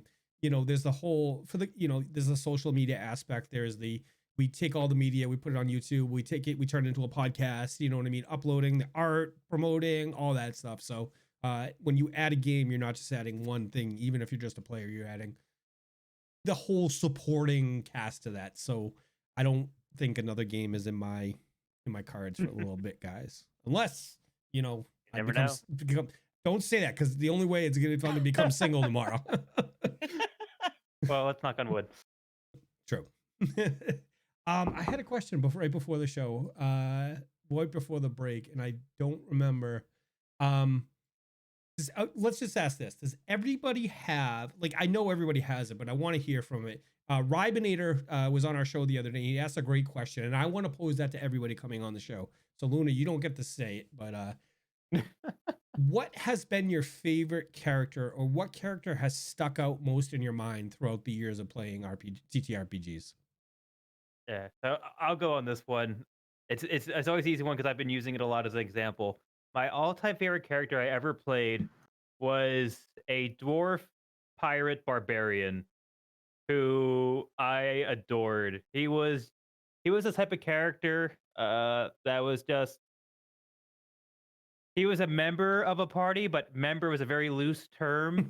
He kind of was just like there, but he did his own thing. Like I remember we got like a ship, and I slowly changed out the crew with more and more dwarves, like my own crew that I came from the lands I came from. And like he was the type of person where like my favorite story about him is like there's two things that the DM told me that should just never happen, but a good dice roll let me do it. Like one time, like we were looking for a lost party member in a certain neighborhood where he was scouting, which he shouldn't have been doing. And for on a whim, I wrote an insight check on a guard or like a house protector, something like that, and I could tell that he was lying. Very quickly, from not giving me what I wanted, his head started to fall off for some odd reason. God. And I ended up somehow getting me and a few other people into the building immediately. Half our party just ran. They're like, nope, you do this. I'm out. That's all on you. And like we spent like, I don't even know how long in this house fighting this massive battle but we only survived because I rolled a nat 20 to break a chimera out of a cage to keep the house occupied as we sprinted for it.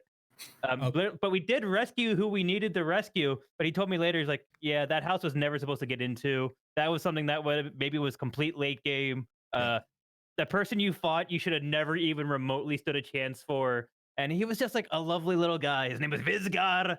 What was it? His name was Captain Vizgar Coral or something like that. He was an awesome little dude. I loved him to death. I still I always want to play him every once in a while. There you go. You bring him out of retirement once. Yeah, I always would. He's always on the back of my head. He's like one of my favorite voices and characters I do. Nice. Sam. Yeah.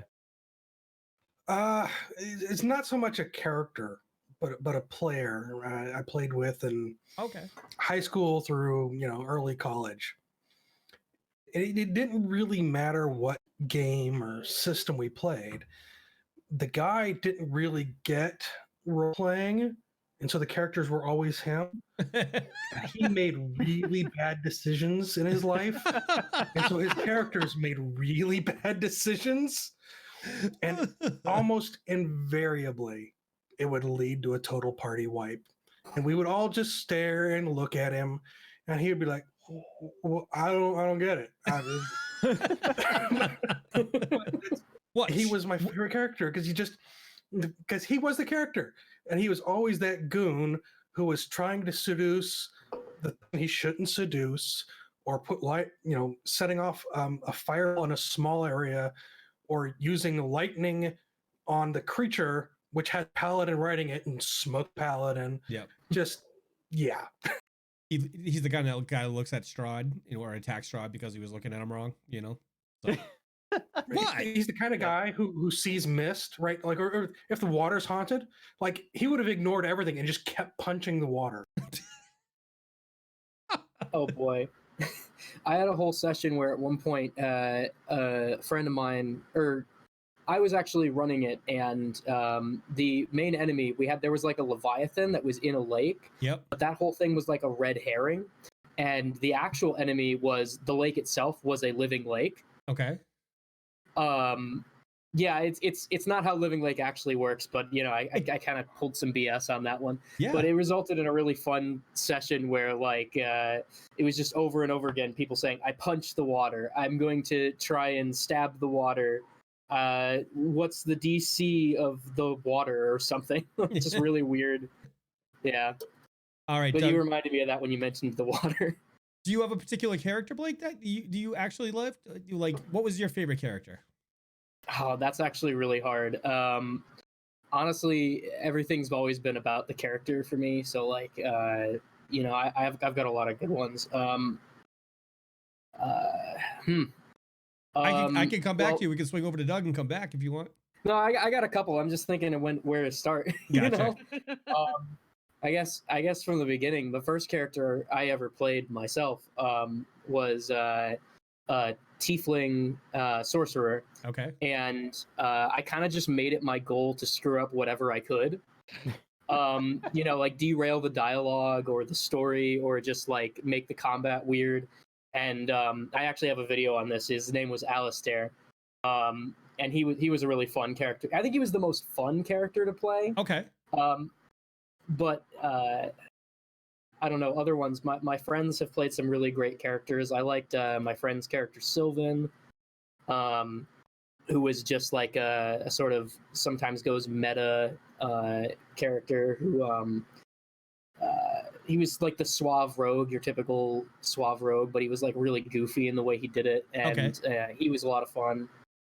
I think my favorite character I ever played, his name was Purin, and his entire thing, he was the son of Alistair, actually. Okay. And so I really wanted to throw people for a loop, and so his entire thing was that he was literally the Prince of Hell because of where Alistair ended up in his story, but he was the most deliberately boring character. And the entire thing about him was that he was like, he had a lot of energy but no motivation, like he didn't have anything to do with it. Yep. And so his entire story throughout that campaign was about basically finding something to fight for. Okay. And that's something I'm gonna get into for certain in some of my videos. But awesome. Long story short, he definitely found something, and I think that was one of the more compelling stories that I've played through, and he's my favorite. Excellent. Yeah. From the DM side, I've made a few fun characters as well. One that really sticks out, a major character. I don't know how much I should say about it because it's a spoiler for an entire series I have running. You can come back after the character's out. I have no problem with that. So. Well, actually, the whole first part of his story is actually complete. It's in the Ballad of the Mad King playlist. Okay. On my channel. But I don't want to be too detailed. But his whole thing was he was a skald, which for anyone who isn't familiar with Pathfinder is a combination of a barbarian and a bard, essentially. And he wanted to be a bard when he was a kid, and then he ended up a lot of his family was killed, and he ended up being thrown into a war situation. And so he still speaks very poetically. Everything he says has to be very intentional, but he's also like a really powerful character. Okay. And honestly, he was the emotional like focal point of that story, and honestly the best character I've ever written as far as an NPC goes. My friends really loved him, and I'm really proud of that character. Excellent. Yeah, and you can hear it in your voice. That's the thing. Like the passion is there. You can obviously hear it. So it must have meant yeah. All right, Doug, what about you? He's my favorite character. Yeah, I mean, I think I enjoy spending time on the GM side more so than playing, but I've had a couple characters that I liked. I had fun with one that was a satyr. During the 3.5 era, they had a whole book on how to play monstrous characters, and you would level up as the monster for a while before you started adding like classes and stuff. And so I had a lot of fun with the satyr. At times he wasn't the most powerful or effective, but just the idea of being able to headbutt people to show displeasure or anything else was always kind of fun. And then he specialized. One of his skills that he actually, I think I spent extra feats to even be better at the skill was performance. Okay. But it was like performance seduction. And so I went with the whole satyr thing, and he wouldn't use it in the typical way you would expect. Like, he's a satyr, he's half goat. And so he would walk in and there would be a farmer that they're trying to do. And the farmer would have, maybe like a beautiful daughter or whatever like that. And he would be like, I'm going to go after your prized possession. If you don't, I'm going to try to seduce him and whatever. And to try to get the farmer to go along with what he would say. Turns out he wasn't talking about the daughter. He was talking about the goat outside. Because he's a goat, So like, I would just try to like put a little twist on it, and also like people would think, oh, you're going down that really cringy path. And then I would just try to make it into something like, no, but it's not cringy because it's just a goat. Yeah. That's hysterical. That is funny. Blake had made a comment about, the lake and stuff like that. And like I saw, and I'm trying to remember because I want to give credit where it's due, but somebody the other day said to me, like, one of the best things about being a DM and presenting a challenge to your party, the scariest enemies out there for your party are not necessarily a figure, but it's things that change the way the world works from the character's perception, right? So I've been, Luna, you're gonna have a good time. You're gonna have such a good time. But that's the kind of thing I've been exploring. I've been playing, Dungeons and Dragons for so long, RPGs, that adding those twists, you know, I thought that was such a great mindset to do, because like you take something innocuous, and we all know the typical one, right? Mimics, right? Yep. This chair attacks you, and it's kind of that concept. You take something that's harmless and make it, you make it, scary. Or you take, the character thinks, okay, I've done this for 4 levels, I understand how this spell works, but the next time they do it, it doesn't exactly work like that. Changing those mechanics to cause fear is like, I'm falling in love with this concept. What do you guys as DMs, what is a tool that you have in your toolbox that you like to bring out to change the to add flavor, or using your tool set? Anybody can jump. That's a pretty tough one. Yeah. Well, I think it would be interesting to talk about something my friend does actually in this case. One of my friends, he really liked to play up, the spell detect magic. Yep. And I guess you're supposed to have to like focus it, and there's like rounds of like the first 6 seconds you get is there magic, know? Yep. And then like the next 6 seconds you get like how much magic and where is it? And then like eventually you get like the specific source and the type of magic. Yeah. There was a thing that he used to do in his campaign, which I could never recreate as well as he did it, but he used to use this to create this sort of dread in the situation where like, a deer walks out of the woods and it's like midnight and we're all like, this is weird. And one person's on watch and he casts detect magic, and he would do this like, first 6 seconds, that something is magical. And then it's like second 6 seconds, you can tell that there's one source of magic. Third 6 seconds, and then and he would be like, the magic is coming from the deer. Yeah. And then the thing like rises up on its back legs and turns into a monster or something. And it's like he used to do this type of thing. He loved playing up that spell in particular, and that was something that I think we all really appreciated. Nice. What about? I think one of the. Go ahead, Brian. You would say one of the cool things, like I'm going to be a first-time DM, so there's things that I'm planning on doing and planning on using that I've liked from other DMs or from what I've seen. I think one of the cool things is like almost like breaking the fourth wall and letting the players game themselves. Like, because everyone knows the very first time someone goes into a dungeon and there's a trap, every single like second from now till the end of the campaign, they'll be like, I check for traps. No, I check for traps. That's not the case, because my party does not do that. Well, some people you do might it be a good amount of time, Luna, but not everybody's like, I'm going to check this door. I've been very nice to you guys.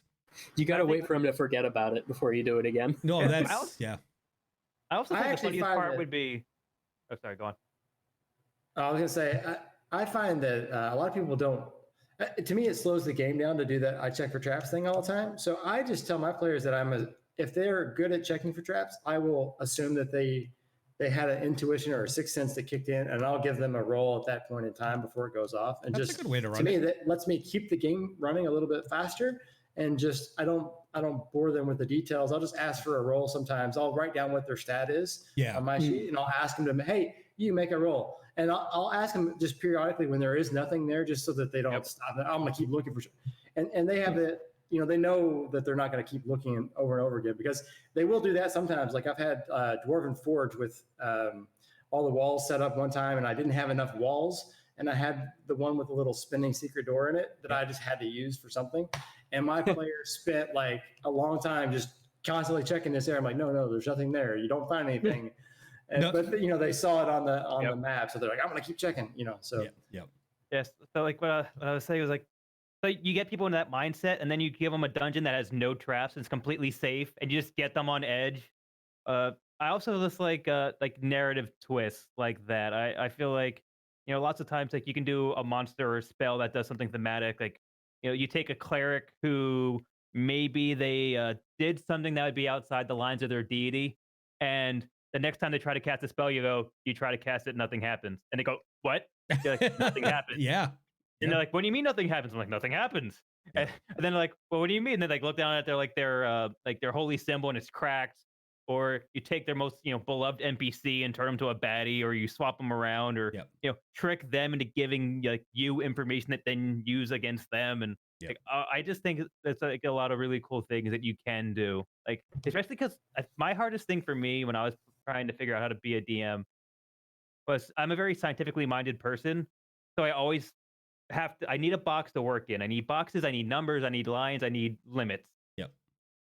The whole thing of like, you're a god, just do whatever, took me so long because I remember I had a friend of mine like tutor me to be a DM, and I'm sitting there going, oh man, I really need a thing that warrants why this is happening. And I'm flipping through a book and a manual and all this other stuff, trying to find a monster or something that does it. He's like, it just happens. I'm like, what do you mean?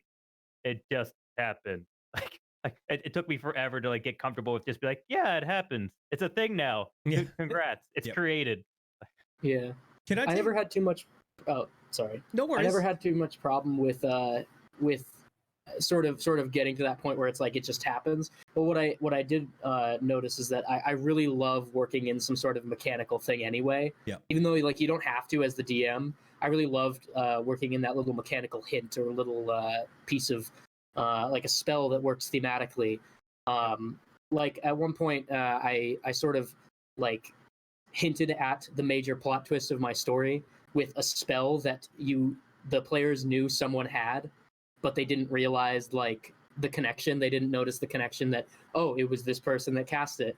And if they had, they would have known something ahead of time. Right. But and that's fun for you as a DM, right? To drop those things in there, and you're like, I got one past them, One of the best things I heard was another GM back on a bulletin board, well, not bulletin board, on a forum that I used to frequent up in Louisville, had the idea that use like descriptive narrative to describe something instead of just making it mechanical. So for instance, the idea was that, let's say that there's a fear spell that someone casts. So you get your rolls in, and instead of just asking them mechanically, all right, make your saving throw versus fear, that sort of thing, describe what happens. So like, the wizard is standing there and he breaks a gem in his hand, and then this wave of infernal energy starts to pour out and sinks to the floor and starts expanding out towards the players. Yeah. And everything it touches starts to just melt and turn into ash, or you see a rat that's on the floor, and as it passes over the rat, its skin melts from it, and its blood boils out of its eyes, and then it just ends up into a pile of goo, and it's approaching you at a fast speed, and as it starts to hit your foot, you see your toe start to the flesh start to melt off of it. All right, it's your turn. What do? They're like, I move the hell away from that. They do that, right?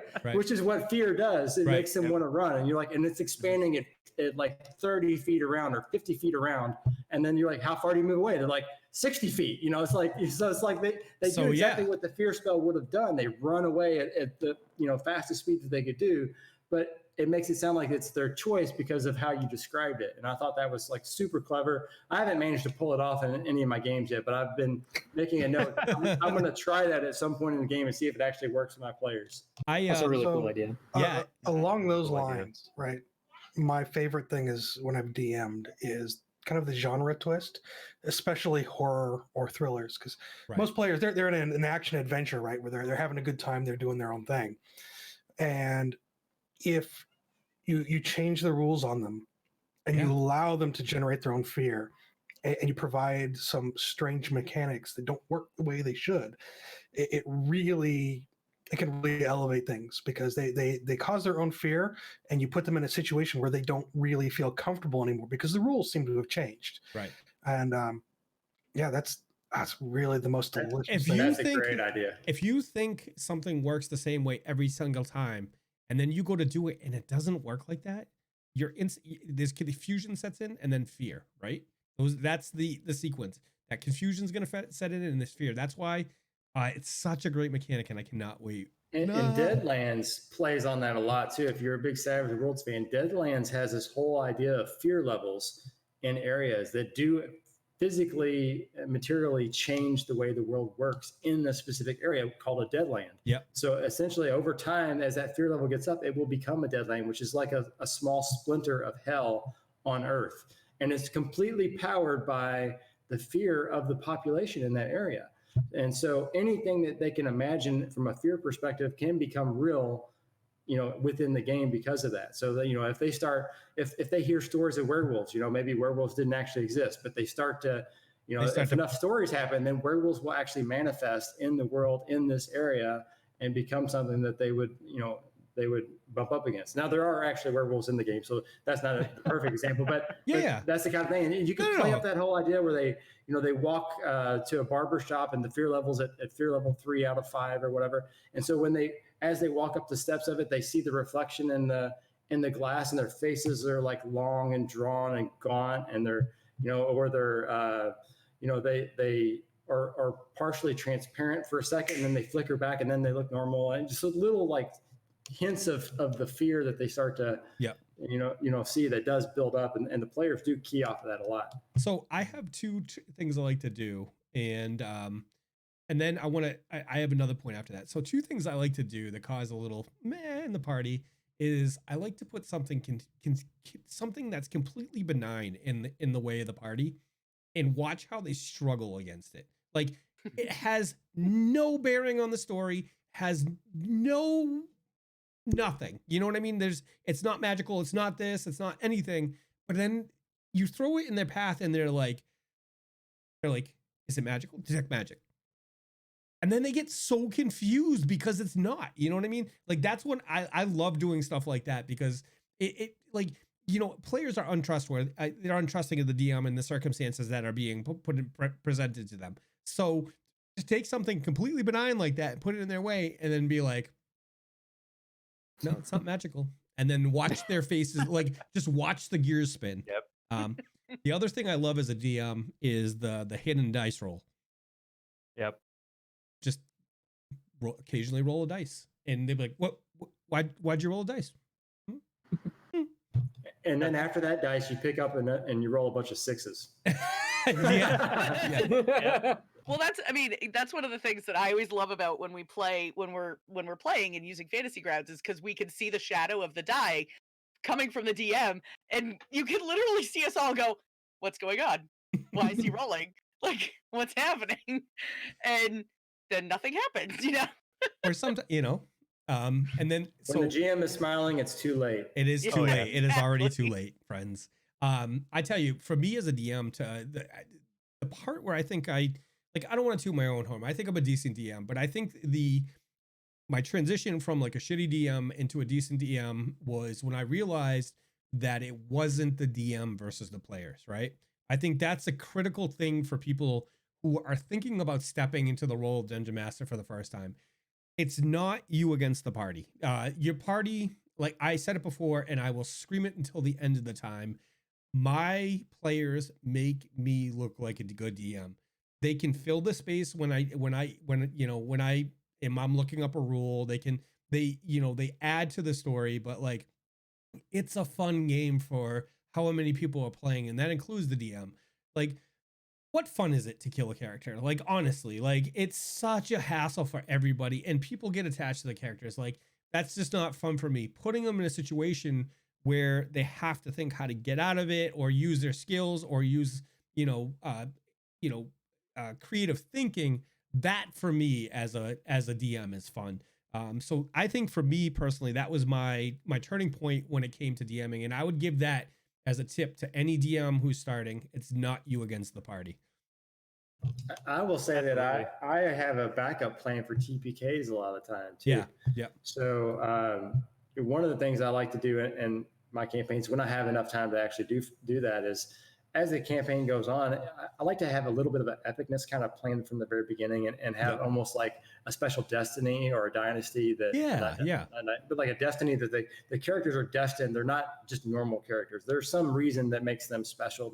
That's the reason why, in the course of like 5 weeks, they went from 1st level to 5th level. Essentially, if you boil down the time, they're like ramping up like crazy, right? Whereas everyone else, like, elves live to 200 years old, and they're finally, like 10th level, and this person just became a farmer one day with his pitchfork, and next thing you know, he's like killing dragons a week later. Right. So there's got to be a reason for that. So to me, it's always been like, let's make the characters be epic. Let's let them have some sort of destiny. And so because of that, they have drawn attention of higher powers of some form. So if they do all get killed or wiped out or whatever else, have some way that where, maybe they have an interview process, or, they're all in a different place in a different realm, and they have a conversation with some powerful entity that has some reason to bring them back, or to task them with something else in exchange for bringing them back, or something like that. Right. And it's an epic world. I came up with a mechanic because Savage Worlds is so brutal, in Interface Zero is so brutal. I came up with a mechanic that I intend to use in that game, that fits into the lore of the world. It fits the setting perfectly. Indigo Chameleon, thank you for coming in and saying hi. Indigo. Yeah.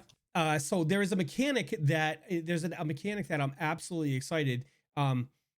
Let's be honest. You need that fear of death, right? You need that fear of death to keep the game stale. There's everything loses its glow if you just keep on winning. If you keep on winning and keep on winning, like half of the fun is that risk versus reward. So there has to be a death penalty, but I don't think it has to be a lot of costs that are exactly associated with that. So like in Deadlands, again, I keep going back to this because this is why it becomes such an easy game to run. Yeah. In Deadlands, there's this idea of harrowed, which are basically, you get killed, you come back, and you're almost the same, slightly different. You may have some new supernatural powers. It seems like it's all golden, like, oh, good. Like, hey, can I go get harrowed and be this unstoppable, like undead / creature from here on out? Sure, it sounds good. So you tell them all the positive things that they're seeing when they return back to life. But then they start uncovering there's other stuff going on. Like there's this evil spirit called a Manitou, which is residing in my body with me. And every night I shut down at a certain time. Who's to say the Manitou doesn't wake back up in my body and make me go and do a bunch of other stuff? Are they waking up really tired in the morning? They're in control. And so then I started having things like where the players were basically these harrowed walking dead, and they could do all this cool stuff during the day, but they started realizing that, like, they thought that they had saved this town, but someone in the town, like the sheriff, maybe, was kind of harsh towards them a little bit while they were in town. Then when they went away, they found out that their Manitou woke up in the middle of the night, rode back into town, murdered the sheriff, and burned down the jail, and then left. And next thing you know, they've got, the laws as out for them because, their Manitou has done stuff in their body. Yeah. And they've got to try to convince people that, no, that wasn't me. That was this evil spirit in my head. How good does that sound? You have made me want to play the campaign. Like, you have talked it up. You are making me regret, because I not the last sale, but one of the sales before it, you had the whole Deadlands package on sale, and I'm like, should I do it? Like, this looks really fun. Should I buy it? So I know what I have to do the next time that comes available. So yeah, and don't be afraid to just bastardize it again too, because the harrowed is something that, and this is something I love Shane Hensley and Pinnacle and what they do. But the harrowed was the coolest part of the whole setting for me. So I made sure all of my characters were guaranteed from day one to become harrowed. Yeah. If they got killed, I was going to bring them back. I just knew that from the very beginning. So there wasn't a random chance of you roll and there's a 2% chance you come back. No, there's a 100% chance my players were going to come back as harrowed, because I built that into my whole campaign structure from the beginning, that I'm going to do that. And this is going to be the reasoning why I'm going to explain why that happened, and all the fun that I would have from it down the road. All right. So for you guys here tonight, you're going to get a little bit insight into the world that I'm building. So everybody knows it's a cyberpunk game set in 1980s retrowave Boston, right? So I started to think, okay. Ryan, plug your ears. What do you mean? I'm taking notes. Shut up. So in the cyberpunk world, we've all seen the collective, the consciousness that's taken from the body, uploaded, in that type of scenario. That is a perfect solution to the problem of death in this world. However, it has to sting, right? It absolutely has to sting. So the way I was thinking about doing it is having clones based on like a level, right? It's like, so if you die and all you could afford is like bronze tier level, you come back and you get like 20% loss of skill, or you come back and you have like a janky arm and you have like a negative, you know what I mean? But to afford that stuff, it's not going to be a single person's resources. It's the party is going to have to come up to get the resources, because it has to sting. Otherwise, in my opinion, it gets stale. So I'm going to use a mechanic like that. That's just a very broad stroke, but in my opinion, it fits the world, it fits the setting, it stays true to the game because I mean that's a reality of like a cyberpunk dystopian world, clones and like uploading the consciousness. So I think it's staying true to the game while giving an opportunity. And to be quite honest, it saves me a lot of work because I don't have to recomplete all the intros. I don't have to redo all the art. And so I thought that was a good solution to the issue. We have 10 minutes left, but I have a burning question for you because Doug, I am in the next campaign I'm coming up, I'm playing a summoner. So I wanted to ask, what's the best way to handle the Eidolon in Fantasy Grounds as well as the summon creatures? Is there a good way to manage that process? So if you have an NPC, you can have your GM can just drag it to the player and then the player can control that. Okay. So you can kind of share it that way. That's probably the easiest way for like NPCs and stuff like that. For an Eidolon, because you're going to continually update it over time as you level, okay. I would probably recommend making it a separate character. That's what I was thinking. And going that route. Okay. Excellent. Yeah. So yeah, like I done some searching, I did some Googling, and people have suggested that, and it seems like the best way to go. But we've got you here. I might as well pick your brain on the way to the best way to do it. So, there was another question I had for you in regards to actual mechanics. If I don't think of it, do you mind if I shoot you an email or a message? Yeah, not at all. Okay. All right. We have some people out in the crowd, so if you guys have any questions for us, throw those questions out. We'd love to answer them. We love the interactivity with the community out there. So if you guys have any questions, feel free to drop them. We got about 10 minutes left. So I have a feeling my character is going to come back as like a chia pet or something. I'm gonna or like maybe like a bobblehead on a car or something like that. I don't think so, David. You are the card. Yeah, you're just the card. Yeah. Oh, I'll play your character a card for the entire campaign. We'll just call you Kit. Yeah. I mean, it fits the time period, right? It definitely it does. It definitely fits the time period. Right, you guys are being sneaky. Why aren't I included? Okay, IPA has IP a lot. It has a question about talking about not you versus the party and not intentionally trying to murder the hell out of people. What do you feel about fudging rolls? I think fudging rolls is an absolute necessity as a DM to keep. It can go both ways, right? You can save a party from a bad situation, but you can also make it tougher so that they enjoy the fight more. That's my answer. What do you guys think about fudging rolls? I'm a bit mixed because I think from a narrative standpoint, I like the idea of, the dice are the dice. They make your story as well as you and your player. But I think I agree with you, like, especially early on in the campaign when someone rolls a wizard who has a -1 constitution and has 6 health, right, and they trip over a stick and like they decide to die. It's like, you know what? Just keep walking. Like, I think there's a level of it, but I wouldn't like a fudge roll in the sense of it's like a very thematic moment and you fudge a roll so that your plot can keep going. You know what I mean? Versus like a character save or a combat save or something like that. Yeah. Yep. I never fudge rolls. I don't like to change what the dice is, but I do fudge rules. Okay. And results. So for instance, an example of the wizard, the squishy wizard that gets hit and it gets a nasty crit that would completely like make him permanently dead, not even a chance. I'll still have him get knocked out, unconscious, bleeding out, but I'll try to make it to the point to where like, okay, so yeah, this would have killed you outright. Everybody's seen the roll on the table as it stands. By all rights, you should be completely unequivocally dead, right? But I'm going to give you guys one chance, like, and I'll say something like to the rest of the party.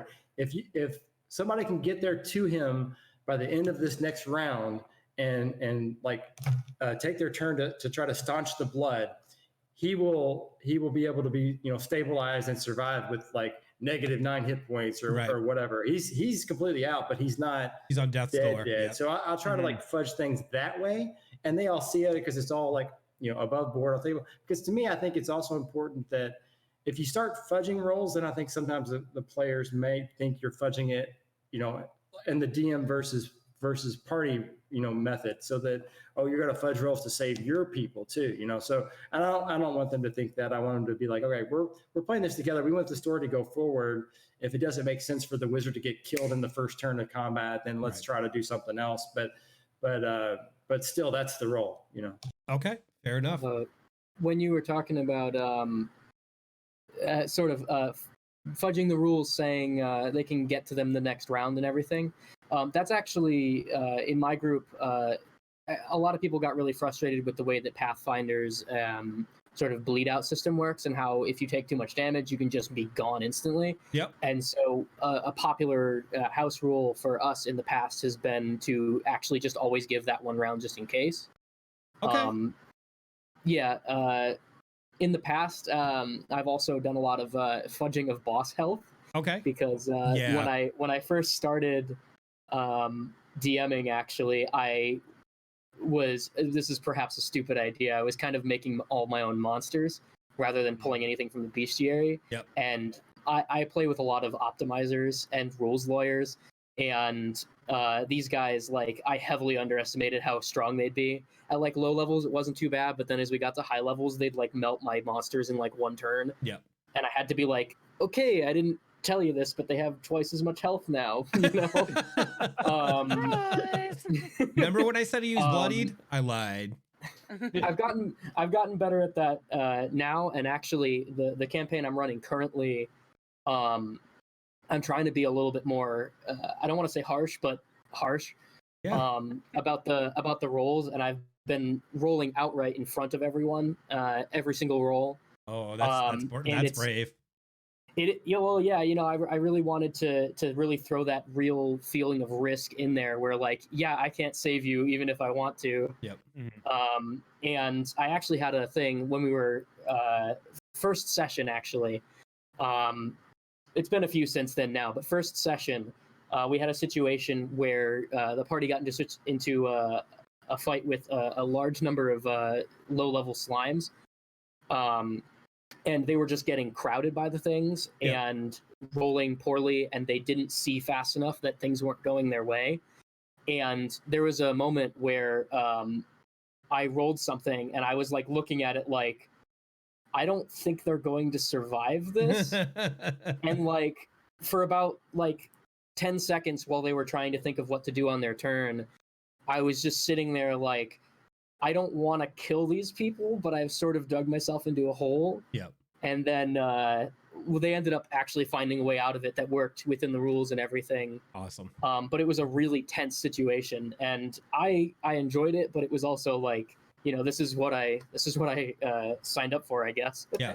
And you could throw them a lifeline sometimes too. I mean, if the combat's going 100% one way and it's going to be a TPK, there could be some other distraction or something like that. Maybe if they're in the process of fighting a big pitched battle with somebody and they're getting ready to get completely handled, and 3 or 4 of the party members are down and bleeding out or whatever, who's to say that there's not a raid from another orc camp that comes in on the other side, and then they get called off, and they can't finish them off. They stop and they look at the last 2 remaining people, and they basically point their sword at them, and they say, "Today's your lucky day," or something like that. And then they run off somewhere else to go deal with a more pressing issue, and then they plan on coming back and killing them off. So that gives the players a chance, for the 2 remaining players, to grab everybody and get the heck out of there and escape. So they still got defeated soundly, but they you don't have to necessarily kill the story there right away.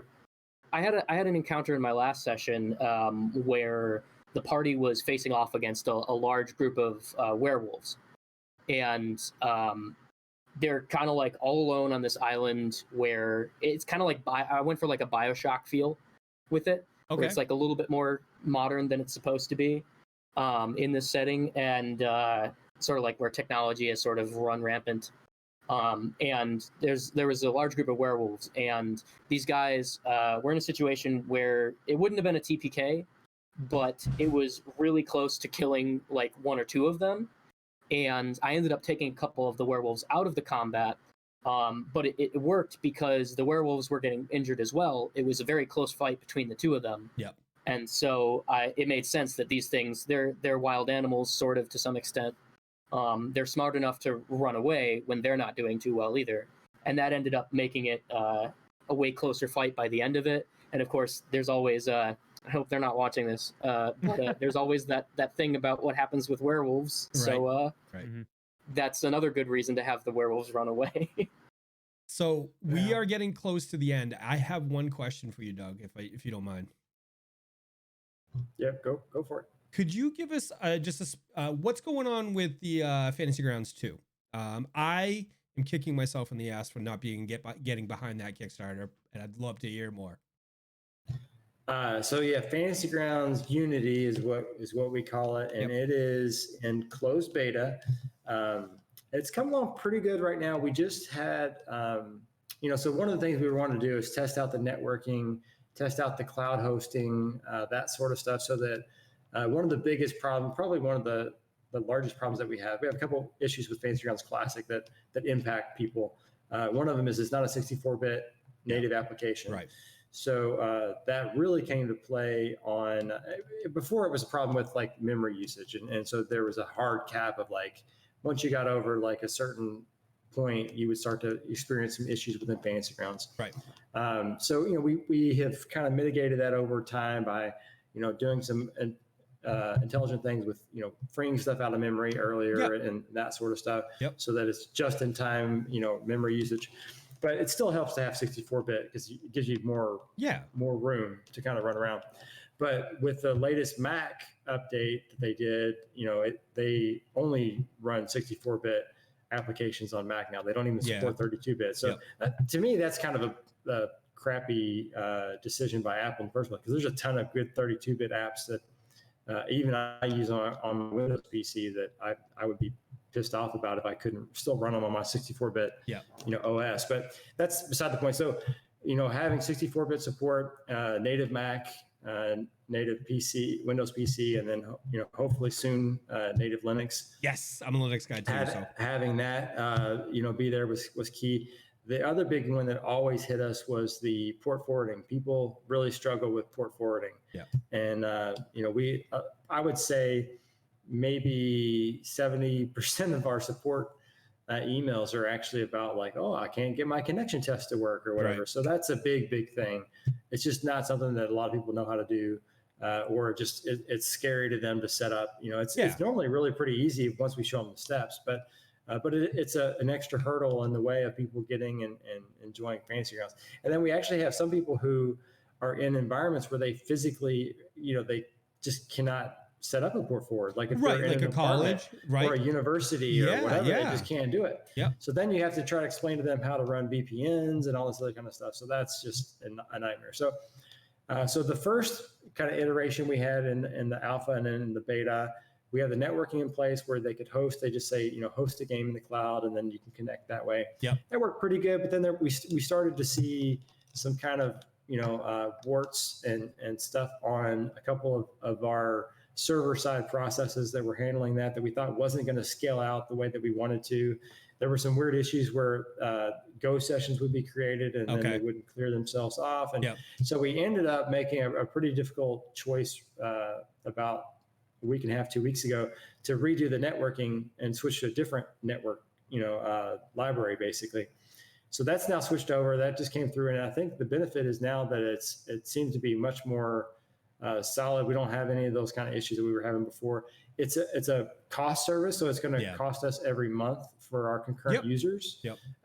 But on the positive side, that ensures that person that built that library is going to maintain it and keep it engaged, because that's their source of incoming revenue. So that by buying something that you're then licensing from someone, the thought is that they're going to continue doing more frequent updates and that sort of stuff, and just kind of keeping it up. So, and it also takes the server management off of our plate and pushes it on someone else. So, so that's all going good. And I think that's looking really pretty sharp. We're trying to work towards our ETA, our final launch date. We were hoping to launch in December, and now it's we've adjusted to Q1 2020, which we're right in the thick of Q1 2020. Right. Yeah. So we have the rest of this month and next month to meet that new kind of deadline there. So we're hoping we'll get that out here pretty soon. And I just updated our storefront to show all of the modules that have the line of sight baked in now, so that when you upgrade to Unity and you have any of those modules, you just run an update and it'll pick it up and have all of the maps with a dynamic line of sight predefined for you. And there's a decent number. There's a growing number of stuff there. Okay. So yeah, I mean, I think we're excited. It can't happen soon enough for me, especially. So it seems like it's been in the works forever, and it has been in the works forever. And we're hopefully getting to that. The light is showing up at the end of the tunnel. Yeah. And I think we're almost there, and then we can start having, more fun. Well, you have a customer here. As soon as that's ready to go, I will definitely be. We're going to see how we can work it into our current campaign and see if it'll work within that system. But I'll probably just buy the product myself anyway. So we have 100. I think we have 100% of our DLC now moved over into the new patch system. Oh, so that's rad. And I think we've tested it, and I don't want to throw necessarily percentages out there, but a very high percentage of those seem to be working. That's what the beta has been to push out all of the products that we have in Fantasy Grounds Classic, make sure they work with Fantasy Grounds Unity, and that if you're running a Curse of Strahd campaign, for instance, that you could then just boot up Unity and play it in there, and it'll work. So the next thing is, I think campaigns, there might still be a little bit of work so that people can just copy your existing campaign, right, and just move that whole folder over, and then it'll just work. So there were a few issues that people were reporting, and we're working through those to make sure that the goal is we're not going to launch until you should be able to run. The majority of people should be able to just copy something over, and if not, there will be like a support channel that you can email us, and we'll try to help get that ported over so that you could just continue running in a new version. It's as simple as moving a library over, like a backend it should just be. So the way campaigns are within Fantasy Grounds Classic and in Unity is basically there's a campaigns folder in your data folder, and then inside every one of your campaigns just has the name of the campaign is the folder name. Yeah. So really, in theory, you should open up both data folders. I've got push to talk, so I can't do my two hands. Yeah. Demonstration, but imagine there's a second hand here, Amir. Yeah. So basically, you would copy it from just the one place to the next, and then load it up, and they would show up under load campaigns for you. Okay. Well, guys, thank you. So that 2 hours went by way too quickly. I really appreciate you guys coming out and hanging out with us tonight. And you, Luna, I guess. I know. I guess. You see me every day, so. So before we go, if we're gonna start with Brian, but if you'd like to give a sign off and let everybody know what you're currently working on, or if there's a project you want or something you want to plug, please do it. So Brian. So thanks for having me on. This is awesome. I'm super glad to be a part of the How I Nerd community. Everyone can reach me primarily on Twitter at TTV_AtomicZero. Of course, if you're a member of the How I Nerd Discord, I'm very active on there as well. You can catch me on there. My main thing right now is preparing for the Neuro Nexus Zero show. I'm super, super excited for. Can't wait to get that started. It's been a really fun project thus far. Everything else that I have going is still in the process, ready to be released stage. So my Twitch is at twitch.tv/AtomicZero, all one word. I'm hoping to get that up and running again. I've been doing a lot of work, even with One Up Motion, trying to get my channel revamped and up and running again. So I'm hoping to get that up and running soon. All right. I'm just going to go through the rows. So Sam. You can find me on at Orcrist86. You can also find me on Twitch at twitch.tv/Orcrist86. I'm primarily active on Friday nights when I do group games with X. And on the weekends when I do random art and other things. And you can find me here in the community on the Discord and at my website, baronhanded.com, if you feel like reading some fiction. Excellent. Blake. You can get into contact with me on Twitter at DungeonsandDraw. I have a Discord as well. There's a link to that on my Twitter. My main thing is my YouTube, so YouTube is DungeonsandDrawgans. My dream is that one day when I type my name into that search bar, it won't try to correct me to Dungeons and Dragons. Yeah. So I just released a fan episode where I painted some minis and read some stories I had sent to me on Twitter. Today, actually, I finished editing it, so you can check that out on there. Next up is going to be a JoJo's Bizarre Adventure fanfic chapter, and then something voted on by you guys. So yeah, check those Excellent. out. All right, Luna. Me, I am. Oh my gosh, I'm super active in the How I Nerd Discord. As Mike said, I'm the community manager here, so I'm pretty much always around. I'm part of the Tabletop Tavern 1, which is on Sunday nights at 9 p.m. Eastern, right here on this channel. I'm also going to be part of the upcoming Tabletop Tavern 2, which is going to be on Wednesday nights. And then I do this show with Mike, and this is a ton of fun. So I'm super, super privileged to get to be a part of this every week. And then, like I said earlier, you can find me on pretty much all social media at GamerMomLuna, Twitter, Twitch, Facebook, and Instagram. Okay, Doug. So you can check me out at fantasygrounds.com. I'm on the forums up there quite a bit. We have a Discord channel, which I'm very frequently, not so frequently hanging out in there though, but we have a lot of people in our community that are there. I do want to give a shout out to Fantasy Grounds College, fantasygroundscollege.net, and they also have a Discord channel. Yep. They are excellent, super fans of Fantasy Grounds, and they give like one-on-one classes to show people how to use all kinds of different stuff and to really maximize the uses of the Fantasy Grounds virtual tabletop tool. They're coming on the show, just so you know. I reached out to the guys from Fantasy Grounds, and they're going to come on the show. So. Yeah, no, they're great. And so other than that, I want to say that we've got a Vampire 5th, which we announced earlier on the show. There's going to be that rule set will be releasing probably in or around March 2nd, assuming that it makes it through its final approval process. Okay. And then we have the Explorer's Guide to Wildmount, which is coming out, the same time as the store release. We'll have it out on Fantasy Grounds as well. So look for that when it comes out. Excellent. And guys, my name is Mike. This is the How I Nerd channel. We love TTRPG content. We love our community here. It's our extended family. One of the things we like to do at the end of the night is we like to go show somebody love. And Luna, I'm going to change the plan just a little bit. We're going to go raid Nerdly Gaming. They are a newer TTRPG streamer. I think they're doing a 5e campaign tonight. But we had Nerdly Gaming on the show for our inaugural episode, and he is a phenomenal dude. So let's go show them some love. I'm going to kick off that raid, but I want to thank every one of our guests, including you, Luna. I'd like to, thank you guys for coming on the show and hanging out with us tonight. Doug, it's a pleasure. Blake, it's a pleasure meeting you guys for the first time, and I hope you guys will come back at some point and talk with us again. It's a great time tonight. And our upcoming shows, our Tabletop Tavern will be not this coming Sunday, but the next Sunday. One of the cast members is away, and then Neural Nexus Zero debuts on March 16th at 9 p.m. Eastern time here on the channel. So we're gonna go show Nerdly Gaming some love.